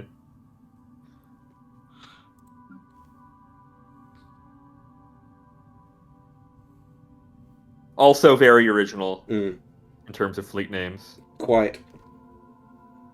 But the ship is cheap. You could go on the mighty ship Truderman. Jon Ron Ferra, Gavu von Ravel, Potel Ron Ferra, Yim Den Pon. Gonna go live on Thumbel. I think Hive Mind 2 is definitely still at the top of that list. Also. Floats backwards. Oh, hey! Thank you for the raid. Welcome, raiders. Oh boy! Ooh, fancy. It's been like almost 2 hours, and we're still making our empire. Don't worry about it.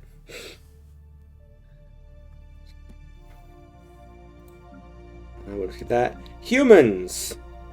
I mean, I don't know what else you really expect from this one. All right. It's, this is the United Nations of Earth name list. Yeah, very like, I appreciate like it is very New Jamestown. Right. Yeah.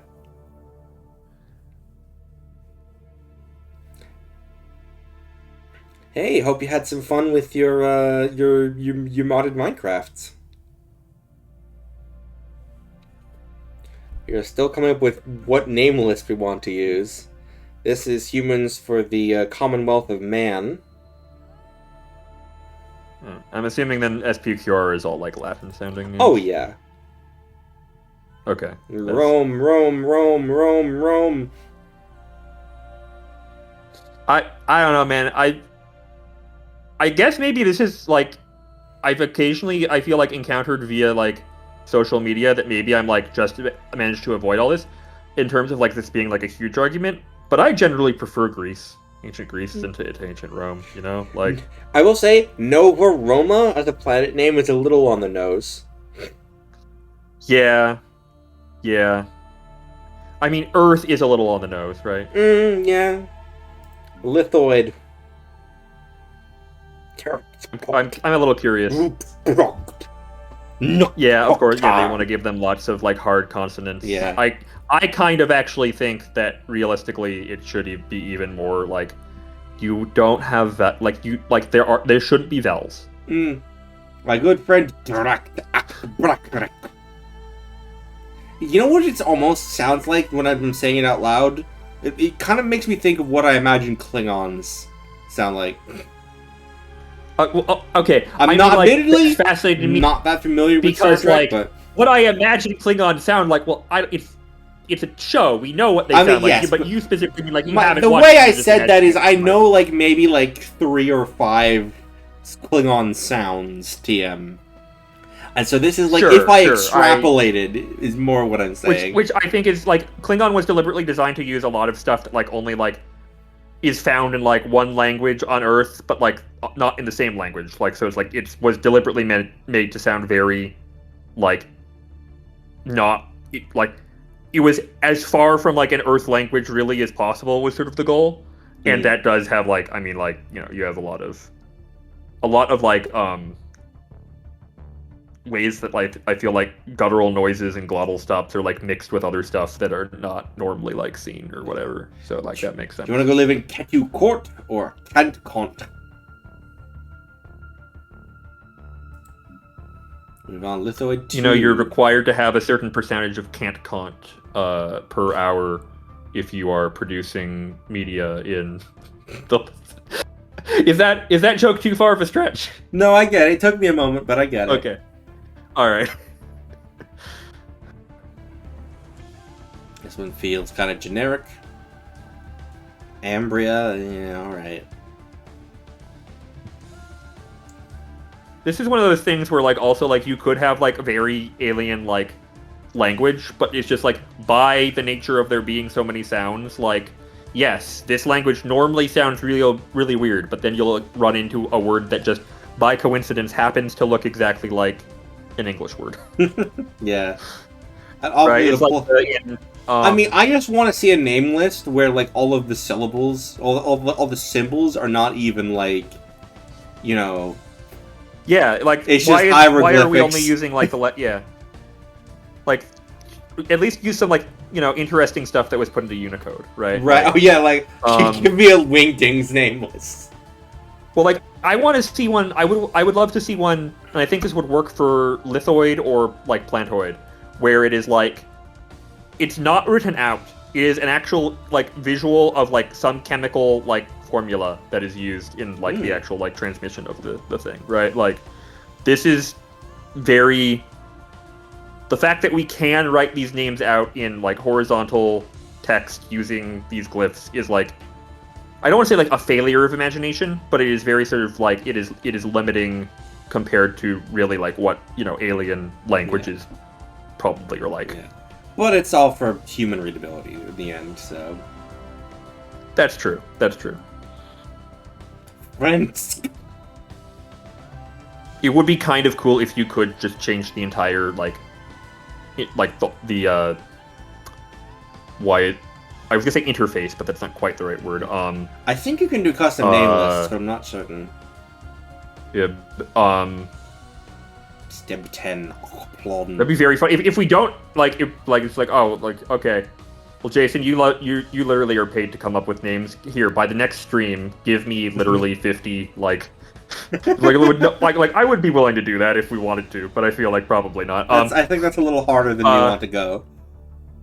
Yeah. Maybe if we were writing a novelization or something, but we ain't doing that. Yeah, you could go and you swap it out or whatever. Yeah. Balkan UI, the UI, like Yeah. the you could like if you could just make the entire UI into like an alien language and like. There's been a couple games actually fairly close to this, I feel, where like it's essentially like the game is you are given a UI in a language you don't speak and you have to figure it out.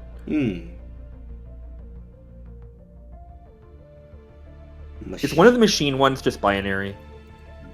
I hope that'd be so, really but funny. Probably not, but I hope so. Mainframe. Like it wouldn't really make sense, but I think it would be very funny. Yeah. Your name is 5 in binary. Why?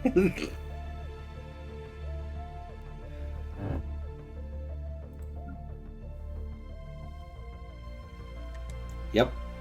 Again, it's kind of what you would expect. Yeah, very. This is like some of the most like sort of generic, like sci-fi sounding Plonk, names. thwok, bleep. These are all just like the planet names here, at least, are all like those are like alien like swears from like Silver Age comics, right? Like what's the Kryptonian Trock. one that like comes up? This is up a couple definitely times. Like they used it in Supergirl. Trock is definitely an like alien that actually swear. is just yeah. Greif, that was it, I think. Was the one I'm thinking of. I'm thinking of when Stargate SG-1 did a parody of Fargate, and it was just entirely a string of different alien swear words. That was the entire parody. Yeah. And of course, all of the actors who were also in Fargate were playing the wrong characters. They were not playing their own guy.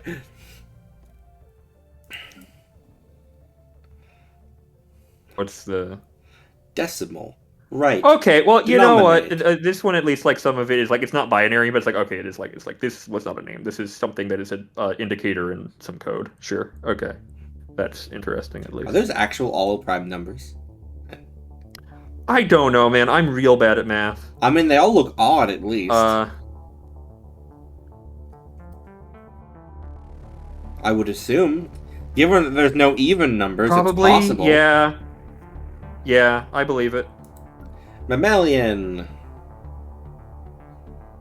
Emery's emerald. How delightful. Roddle's ruby. Tilly's topaz.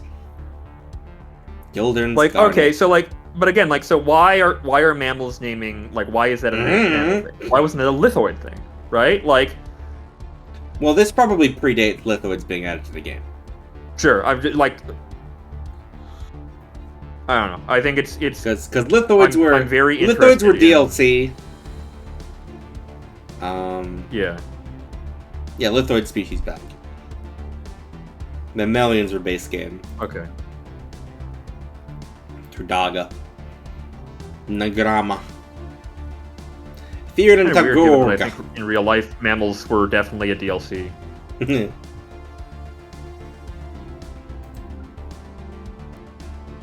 Opal.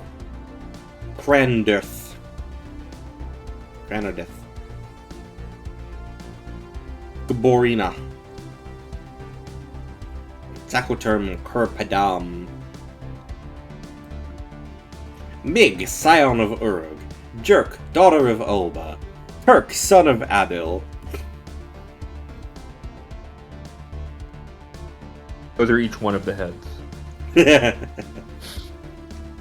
Supreg Colony, Ferris Mandate, Delnick Colony, Entheras Mandate. It's like the leader names are interesting, but the planet names are so boring.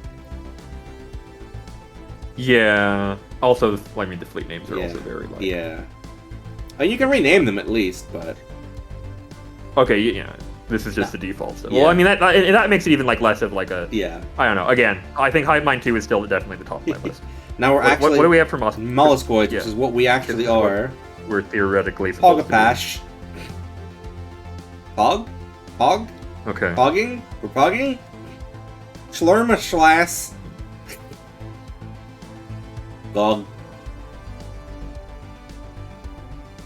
Siglor. Schlarg. Yes, it's fine. Bidgelb. Glugbath. Glugday. Glugold. Glugash. Glugaben. A lot of glugging. Glugchul. Glugrug. Glugber. I do like the fleet names on this one. Ooh, yeah, those are fun.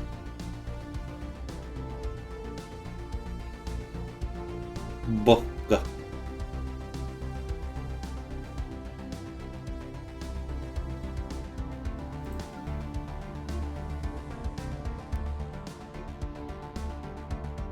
Bernuni. Dolphus. Gob. God, this feels a little out of place. But also Gib. This Gib one, I misread this one. You thought it said femboy? I thought it said femboy. Okay. And I wish it did. That would have been hilarious. Just in the middle of everything else. Well, again, it's one of those things where, like, yeah, femboy. It's in our language. It means like verdant paradise or whatever. It's like, okay, that's not. Why? What does it mean in like Earth language, right? There's there's a comic. It's not even a bad thing. It's just like there's a comic I read that has a bunch of aliens in it, and one of them is a sort of a dog-like alien, and his species is called a woof, which the human protagonist thinks is hilarious, and he's like, why is that funny? And then like, well, what's your species called? Oh, we're actually no. It was like he says that he's a woof. human protagonist is clearly like, suppressing her laughter and trying not to let it show. She's like, oh, it probably isn't funny in his language. And it's like, what are your species called? Oh, we're called humans. And he just bursts into laughter. It's like, oh, sorry, in my language, human means something funny. There's a bit in Starship Titanic, which was a Douglas Adams book, that was I think originally it was a text adventure, and then he made it into a book. Again, very Douglas Adams, where there's a bit of one of the humans. I don't remember what her name was. It was some fairly generic human woman named something like Jessica or Tiffany or whatever. And the alien is like, I'm sorry, that means something incredibly like offensive in my language. And then like they never like actually establish what it means. It's just an ongoing joke of like this completely like normal human name being like something really, really like specific and like gross in their language. Like, yeah, that's I guess if you're sharing phonemes, it'll happen. I'm just sitting here thinking that like I'm resisting the urge to name whatever our start, regardless of which name set we end up going with. We could just name our starting leader Fem apostrophe boy.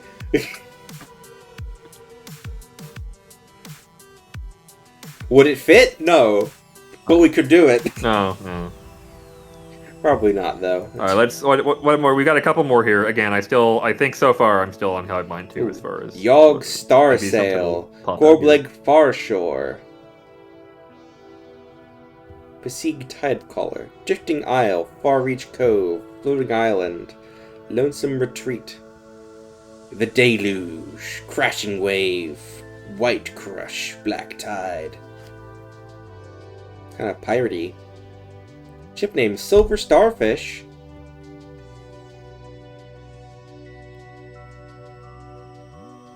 Seething Snapper. I've probably used this name set actually. But I'm guessing it does not call to you. No, not particularly, no. Alright. Necroid. Canberry! Why is that a Necroid name?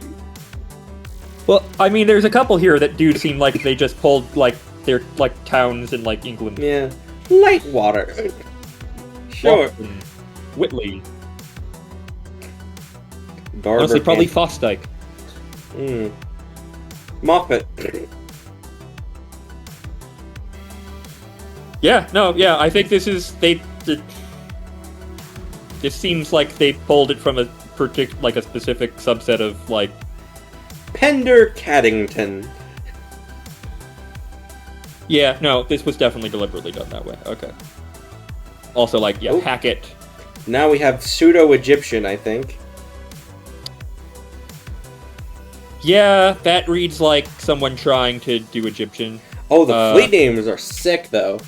In light adorned. Yes, those when they're trying to emulate the feel of the translated language rather than trying to just like come up with phonemes to sound Egyptian, they managed to do a great job. The Egyptian names were like, this feels like probably racist, actually. Like, I don't know, like. Oh, right? now this is like when the yeah. Now we're doing. Okay. Seems like well, what's the term? Mesoamerican? Is that it? Which like actually now that I'm thinking about like also like by the way, the Necroids, the dead ones are like obviously civilizations. Oh yeah. That feels a little problematic. I mean, like, who is Tect? I don't know. At least like I'm seeing the collapse of Egypt was at least complicated enough that like that's not pointedly Tect's awakening. The second pillar of Tect. Here Tect pondered. Garden of Tect. Who is Tect? They really like Tect. Tect sat alone. Legacy of Tect. Tect's last pillar.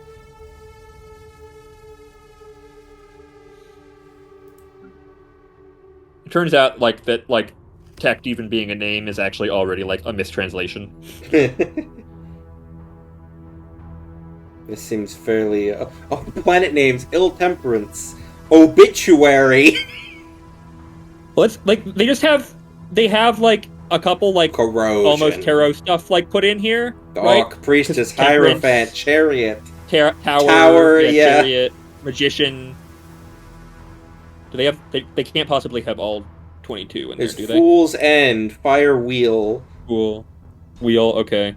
Do they have a world one? Like my icon is. I think this is not necessarily the entire list. This is just the ones they're showing. Just sort of interesting. It's like, okay, that's like a ship name, sort of... Flesh for Life.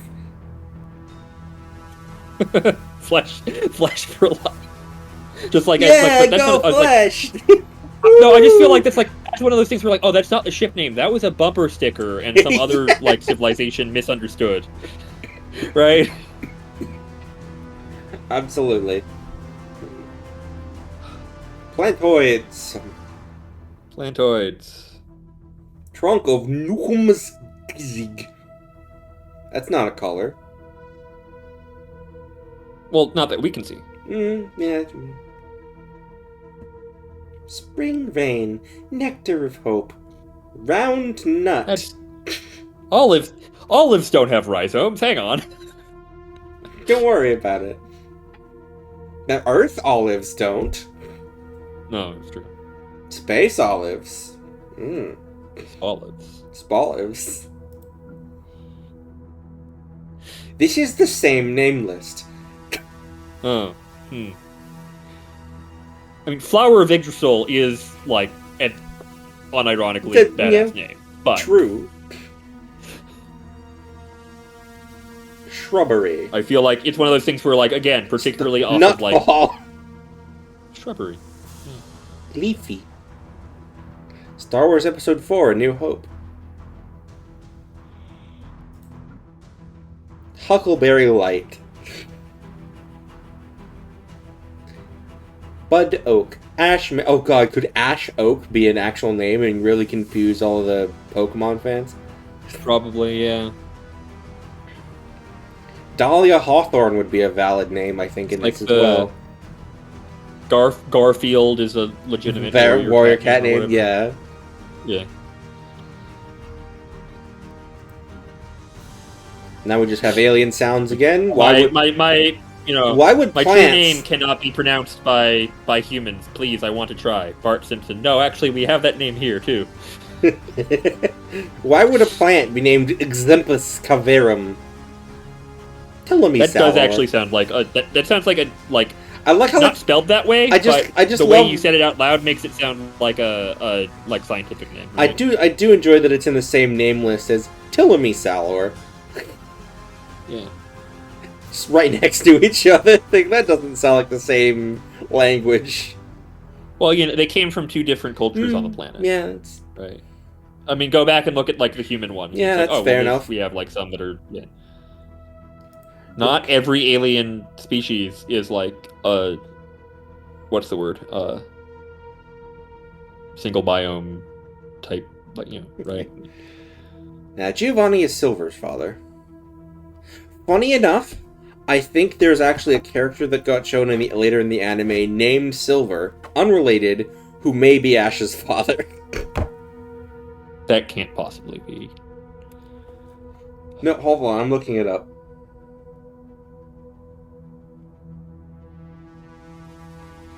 Bulbapedia.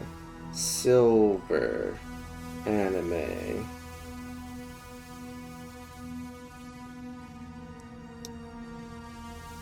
Oh yeah, he's this old guy with a chikorita. When Richie mentions Ash, Silver's reaction suggests that he knows him, despite the fact that he has never met Ash on screen.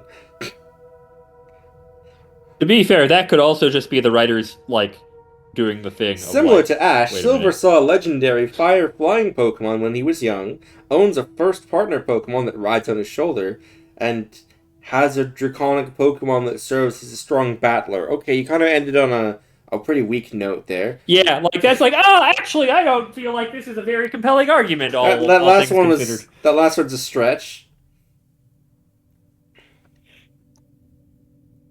Like, actually, I also feel like enough people have Pokemon riding on their shoulders that, like, that one also, like, the witnessing the legendary is, like, the one that's like, okay, well, that's, like, interesting, but also not something that's genetic, so... Oh, you don't have a genetic predisposition to having a cool dragon? No, I do, but This is another pretty generic looking name list here. Lots of Yeah. X's and Z's.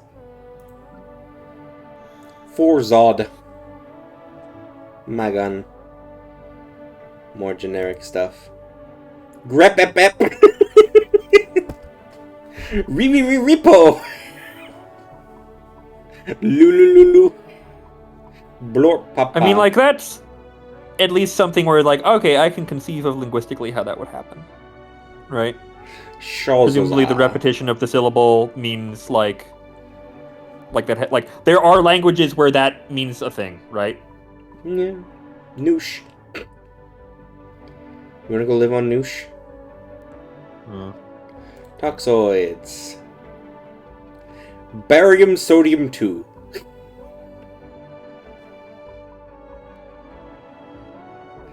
These are just fake chemical names.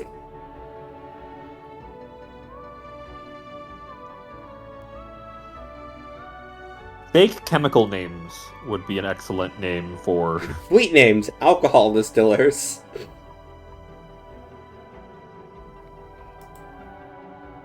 Ground Zero. Infectious oh yeah, let's go live in an infectious colony. Or maybe bowels of filth. Or maybe rivers of pus is nice this time of year. Perhaps Lung Eater. And we've got our good friend Blobe Cursewood from high school. Oh, I hear they're dating Magan Festerflesh. I think we can skip that one. Which space on the alignment chart of headcanons is that he was, like, immaculately conceived? Like, Father Arceus, right? Like, I still think my favorite joke theory is that his father is Goku. Have I told that story? I think so, yeah. Yeah, I'm going to tell it again anyway, just for the benefit of viewers. Yeah, please. No, there could be new people. Yeah. So aside from stuff like Ash just tanking attacks left and right, which could just be a thing because Team Rocket somehow is still alive. There's also the fact that he picked up and ran with and threw like a giant like redwood log at one point. Yeah. Like, and that's a number not of just normal. like Pokemon that are like, that should be like heavier than he can do. Right, yeah, picking up like, how are you that strong? Like an Arin, I think, was one of them, or like. Then he has like a couple like he has the perpetual messy hairstyle that doesn't look dissimilar to Goku's. He probably eats a lot. I don't recall exactly. But I mean, again, those last two at least were like, yeah, he's an anime protagonist. Yeah, but then there was God, what was there? There was one other thing. I'm trying to remember what it was. There was the log, of course. There's oh yeah, there's his whole aura thing. It could just be, you know, like, that's not an aura sphere, that's a Kamehameha.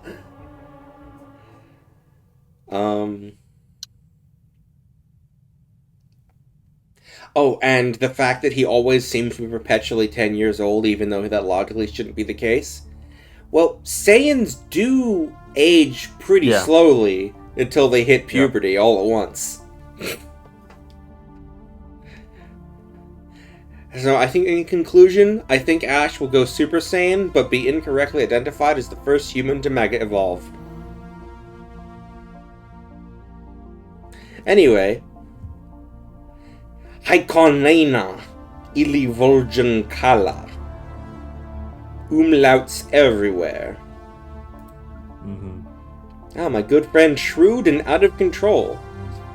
Or Gloomless yet Confused. Okay, because like at least this kind of comes back to the the feel that the Hive Mind one had. Yeah, mistaken. I like Gormless Angel, aimless and unstoppable.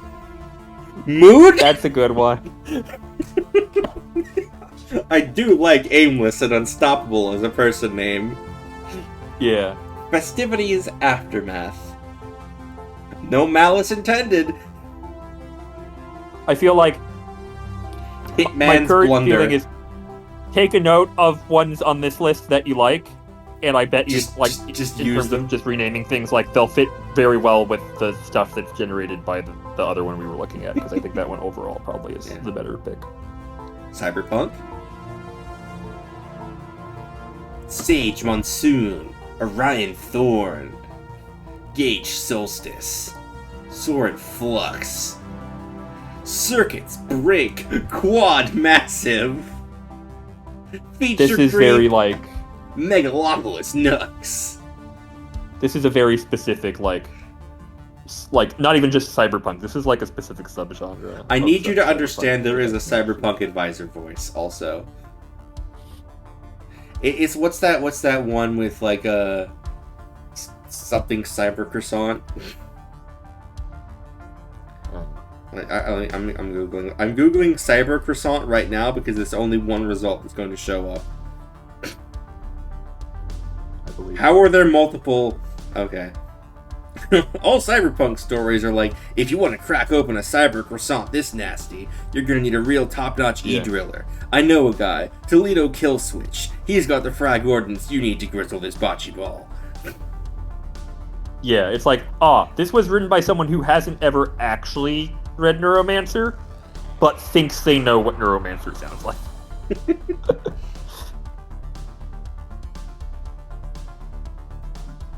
Individualistic machines. Really? This is what you came up with for that? Sort of, yeah, that's like, It's like, okay, it's like you just did generic alien stuff, but you also put in stuff like boot or chassis. yeah, or like Yoda, right, is like Yoda bytes is Yeah. the thing, right? Like they're It's like you but, throw like, in little yeah, bits this and is, pieces. QPU. yeah. Maker's End is a very ominous like name for a Maker's like Sacrifice. machine like planet to have. Don't worry about it. They're totally not determined exterminators.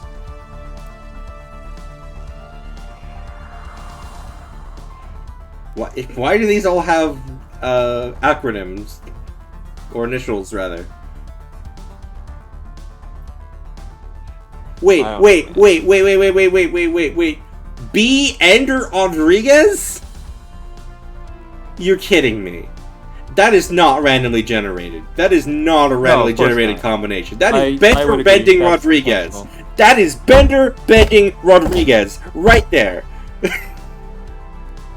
That's I'm your trying to think to see if Futurama. there's any others like that, that are like actually another name, but they've like done that too. It might have just randomly scrambled into the... They might have put them in there individually, and then it just happened to scramble back into the... No, but that's the only one... That's the only one that doesn't start with S. That is the only one that doesn't Oh, that's start really with S. weird then. I don't... This feels like... That's like in like Undertale, where like there's the randomized puzzle, but then it winds up just being the path across it. Yeah, Like that's exactly. just, like that kind of chances, right? Like that one was hard-coded. I refuse to believe that one was not hard-coded. yeah. Freaking Bender. Okay, sure. You're not slick. So, you still want to do Hive Mind 2? Yeah, I think Hive Mind 2 is the one that definitely feels like the Where- best pick. I scrolled by it. There it is, Hive Mind 2. I think you went past it, yeah. Yeah. But yeah, particularly because like I feel like a lot of the names. Hard what's that- Husk what- and Soft Husk. Oh, because it's redone the random, Yeah. the different random ones. I see. Okay. I Dust still think Fondler. yeah, I like that one. Dust I like Fondler. rarely defer. Devours proteins. Yeah, I like this one. Okay. Species name. Suggested prosperity.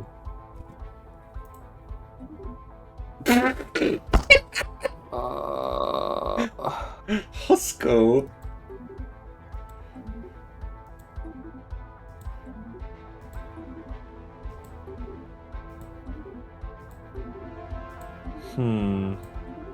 It really wants us to be Husco. The Husco doesn't like. I'm trying like, can we come up with a name that's actually in like the genre of names that we were finding amusing? True. Hard Husko. Oh, that's a case of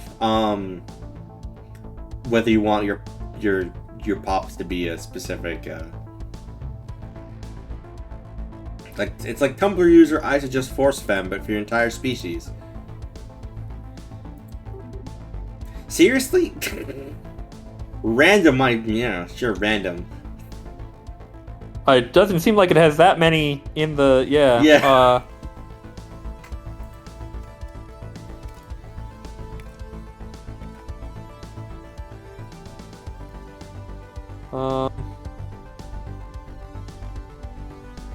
No, because this isn't just for leaders, this is for also your population.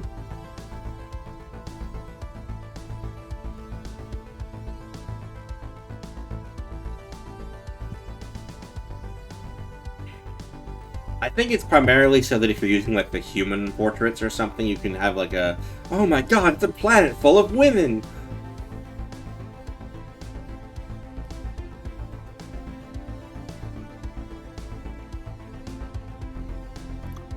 Species name.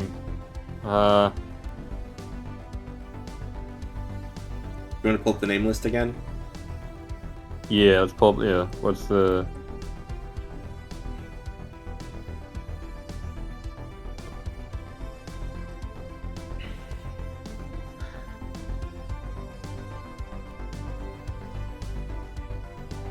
I love that we're xenophiles, but our fleets are called swarms.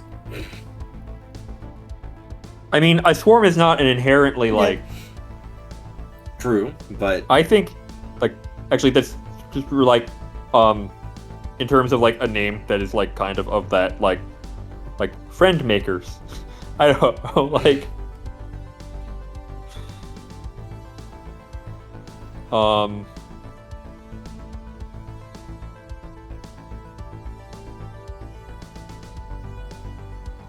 The Rift Gazers. Yeah, I mean, Rift Gazer is actually pretty good. I do think just naming us, like literally the species name is, like, friend would be very funny. Friend.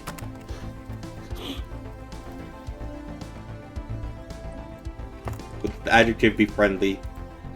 Yeah, friendly. Yeah. Friendly space. Yeah. I think that's fun. I assume we'll just leave that as that. Yeah. Do you want to do the Empire name now or come back to it? We'll come back to it. Homeworld. We have dry, wet, and cold. You can do desert, arid, savanna, ocean, continental, aka Earth Lake, tropical, arctic, alpine, and tundra. The way this generally works is that whichever one we start with, here I can mouse over it. We'll start with, we'll have 100% habitability for our homeworld because it's our homeworld. Sure. Other worlds of our type will have 80% base habitability. For others in the same category, we'll have 60%. And then for others that aren't in that category, we'll have 20%. So if we pick continental, we'll prefer continental. We'll do all right at ocean and tropical, and we'll kind of struggle at the other 6 types. But we can adapt over time as well. Yeah, I think, I don't know, I think just in terms of, like either continental or tropical would be, like... I like the vibes of tropical. My pick. Continental's a little boring, IMHO. Yeah, that's what I was like, I don't know, continental's interesting, but let's do something like that that's, you know, a little bit, like, different. Yeah. Oh, says Wesley.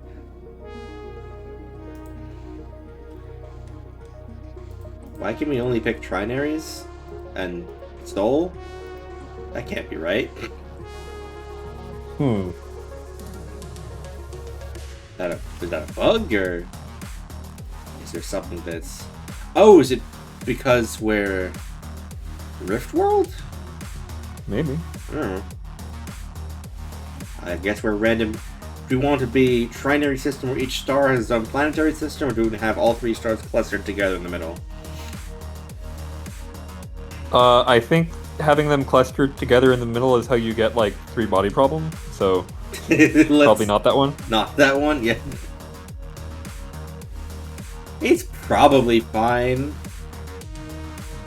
I feel like actually my understanding is no matter what, if you have a trinary system, there's a potential that you could get into that kind of issue. Yeah. But I think that you can have them in a way that it does not like cause like the problem in the way that it happens in Three Body Problem, where the aliens have to like. Yeah. Hey, in game the planets don't even move, so don't worry about it. So I think like Bridge Life, like I think just that's. You have any thoughts on homeworld or star name?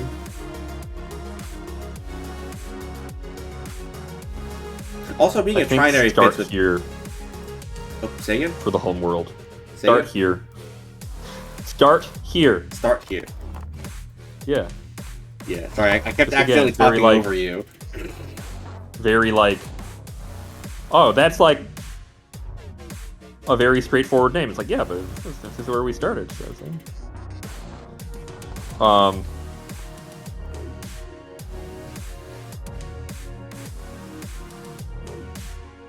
yeah, or if they're trying to think that, or like something like, you know, like often glares in eye, like something that's like, oh, it's, like slightly like inconvenient, right? Like, Do we even have eyes? I don't think no, we do. Yeah, yeah, that's a good point. Like,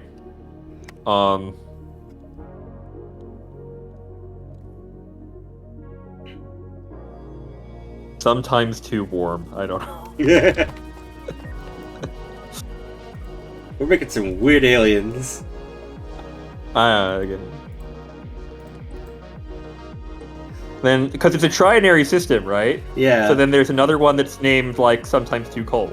Oh, yeah, but the thing is, I think they're gonna be sometimes too warm A, sometimes too warm B, and sometimes too warm C. Well, that's boring. Okay. Why can't I not select anything other than trinary? I truly don't understand.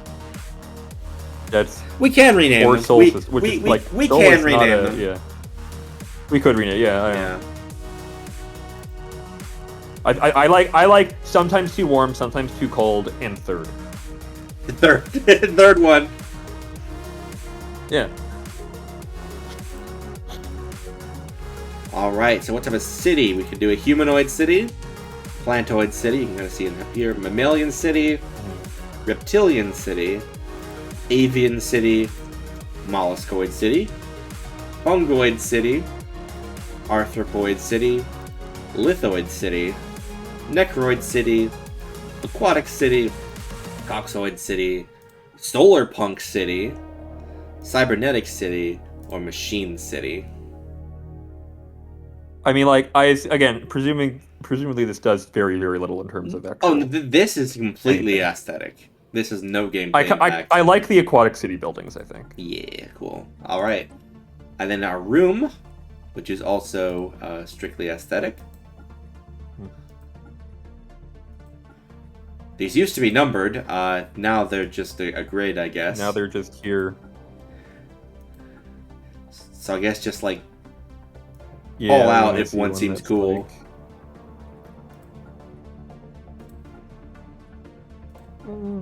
I kind of like that one. This one or the one before? No, the one it's on the left, the gold one with sort of like the curved, like teardrop horns on this. Yeah, that one. This one. Alright, we'll put that one on the short list. Sure.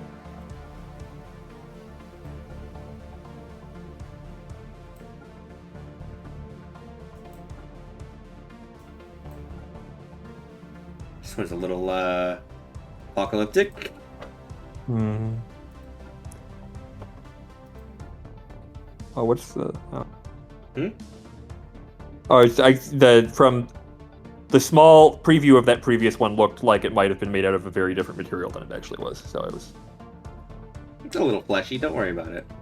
Yeah, I was thinking that was like plasma, not flash from a distance. I've not seen some of these later ones. They are probably new, like this one. And that one's kind of nice. Yeah, it's nice, but does it fit our guys? I don't know. Whoa.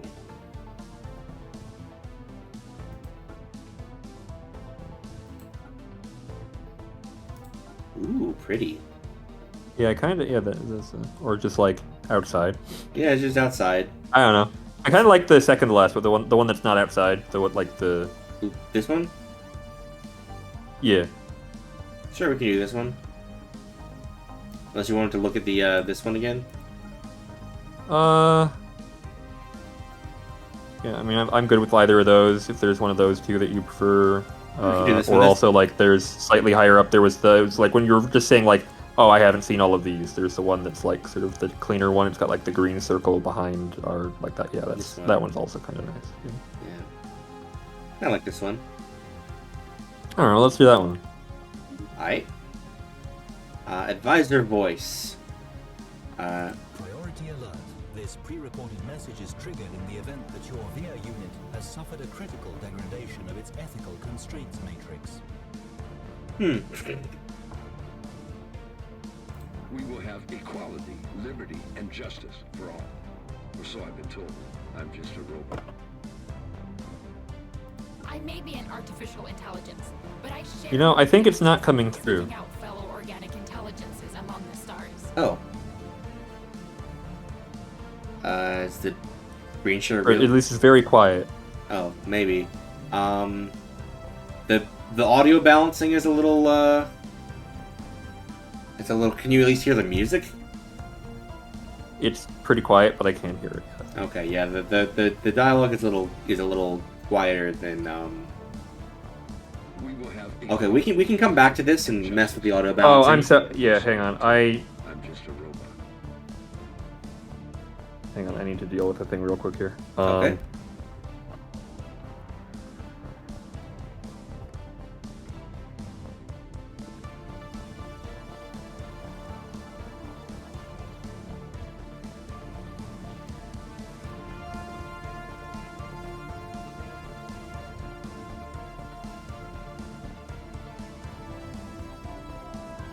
Sorry. Yeah, I can hear the music. Okay. I was just saying that we could theoretically come back to, what in the world? Does that just... I think that might just say You see, scientist in, have you like... considered But changing why? the alien? Anyway, we can come back to this later with change the audio Yeah, settings. sure, yeah. Flag. I unfortunately may actually need to go... Like, let's wrap... This is going to be like, we'll build this, and then I don't think Yeah. we're going to go start playing today. Yeah. 'Cause yeah. How much time you got? I would... The sooner we wrap up, the better, but we're not, like, rushing. Just, like, be mindful of, Okay. like, I should... Yeah. Okay. We're just a cosmetic. It's not even the thing I was thinking. It was... Yeah. Be a heart. But, yeah. A funny little logo. We could have Earth as our logo for some reason. That would be a little weird. I do kind of like the square yin yang that was on that one. Oh yeah. This reminds me of something else. Uh-huh. It's just some dots.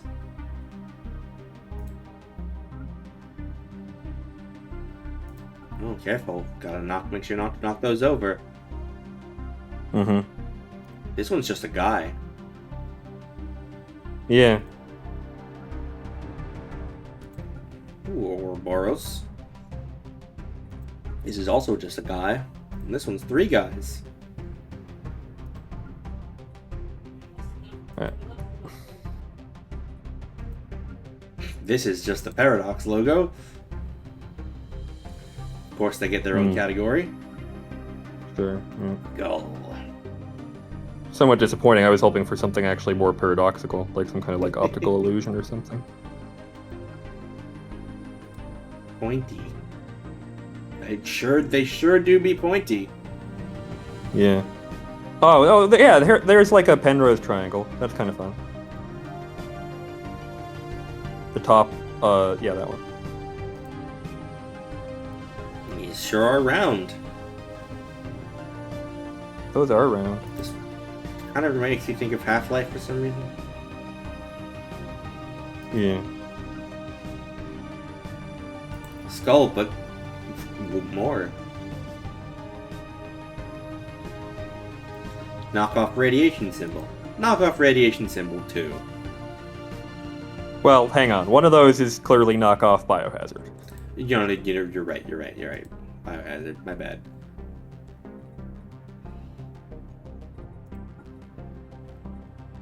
Spider web. Alright, any that jump out at you that you're interested in perusing? Yeah, I mean, I think that there's the two I called out, and then off of this one also, I like right above the one that you have currently. The one that's like, it looks like a labyrinth, but it's not finished. Yeah. Alright, so there's Unfinished Labyrinth, there's... Square Yin Yang, and Square Yin there's Yang, the Penrose Triangle. the Penrose Triangle. Yeah.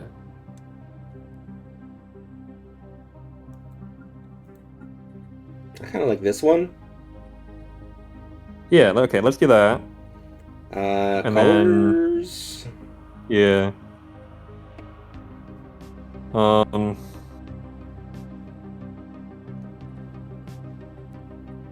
What would be good? I don't know, maybe some kind of like green and purple or something. Like.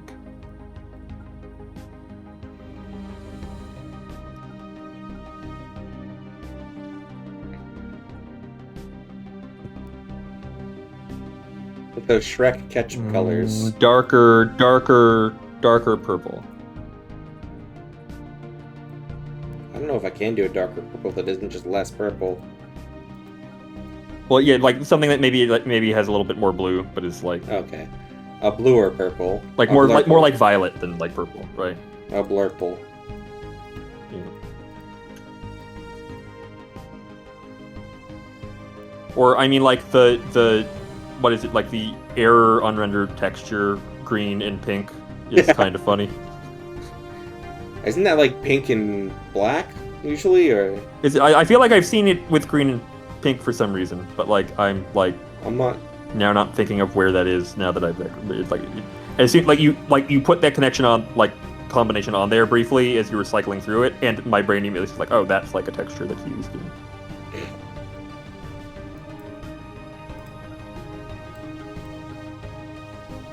So it depends on the game, probably, the engine. Yeah, the engine, yeah.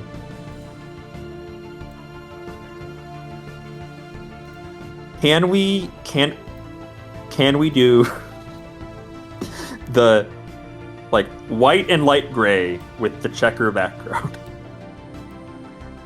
so that it looks like it's just like a transparency?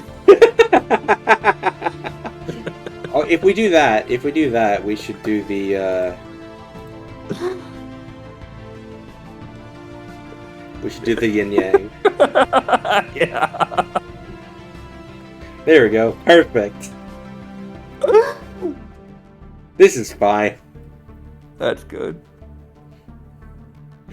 Alright, that should, like, our empire should be the something transparency. Do you agree? We are a coalition of clear-minded thinkers who are. Yes.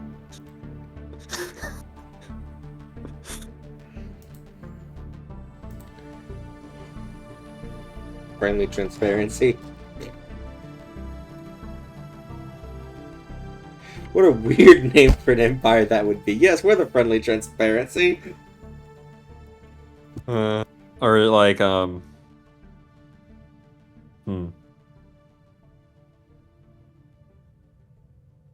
we're also like Rift World stuff.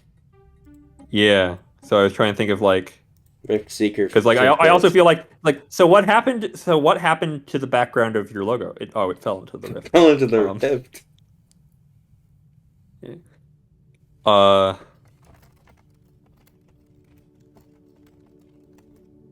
don't know where I got Rift spoken from, but No, I think that's fun. Yeah. And it's like, so what does transparency actually like mean? And it's like, that's been lost to time. We don't. Yeah. a transparent space. Yeah. Now we're getting back to advise your voice later. Ship sets. Biological, but I don't have any of those. I don't have that DLC. That's a shame because I feel like that would be kind of interesting. But what do we have here? We've got We have humanoid.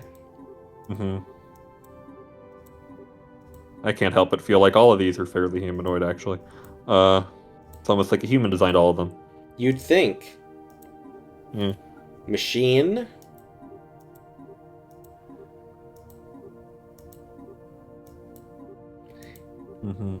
These ones some of these kind of make me think of like Homeworld. Mammalian.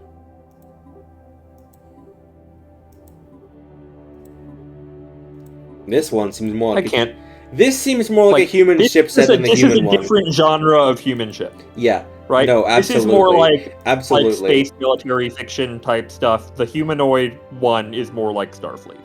Yeah. Right? Which that is what human ships look like in Star Trek, as opposed to what like all ships look like. It's just a lot like they get made it like Starfleet has a lot of humans. But yeah, I feel the mammalian and reptilian are like these.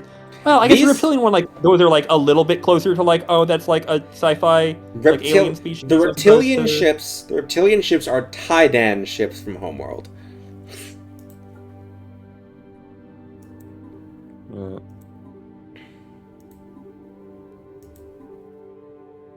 Weirdly, actually, I mean, oh my god, it's so for bright. some reason is more what I would, yeah.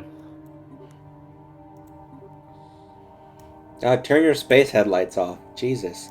Yeah. We shouldn't have. That's what happens when we make our Empire color white. Arthropoid.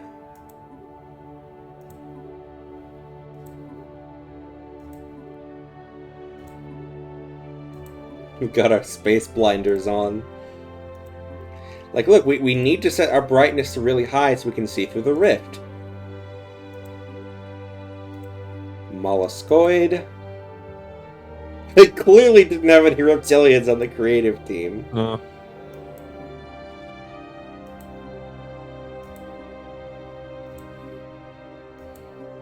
It kind of reminds me of. I do like the molluscoid one. Like that's like pretty. You ever back to Fargate? It kind of makes me think of Moya a little bit. Fungoid. I assume you mean Farscape. Farscape, that's the one. Is Fargate something else? No, Fargate is something else. Farscape. So there's Fargate, Farscape, Stargate, and Starscape. Okay.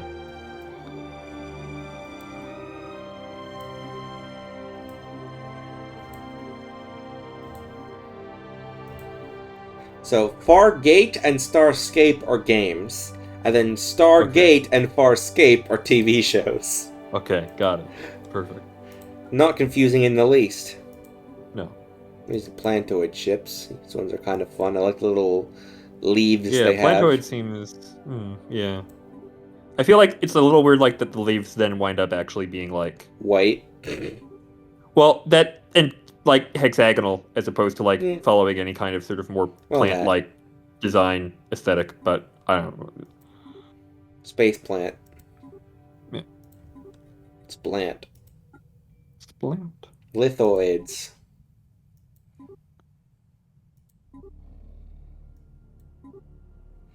Glowing extremely white. Glowing extremely white! This is a Reaper from Mass Effect. A little bit. But it's a construction ship. Well, you know. Don't worry about it. Necroid.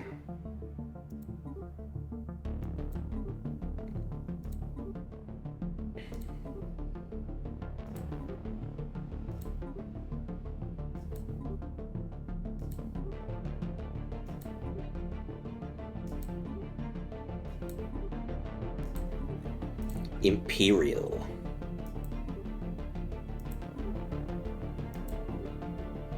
This is Human Ships 3. Yep. I mean, it's probably higher than that. Yeah, probably. Ooh.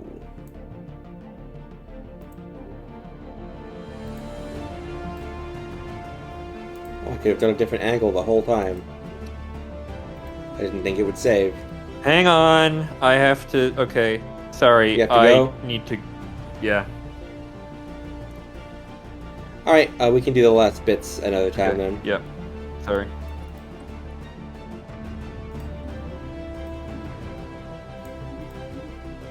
Alright, well, that's a shame, but, Sorry. I did not communicate well enough with other people, and now people are literally at my door. So oh, well, I have to go. Bye. alas. Bye. Yep. See ya.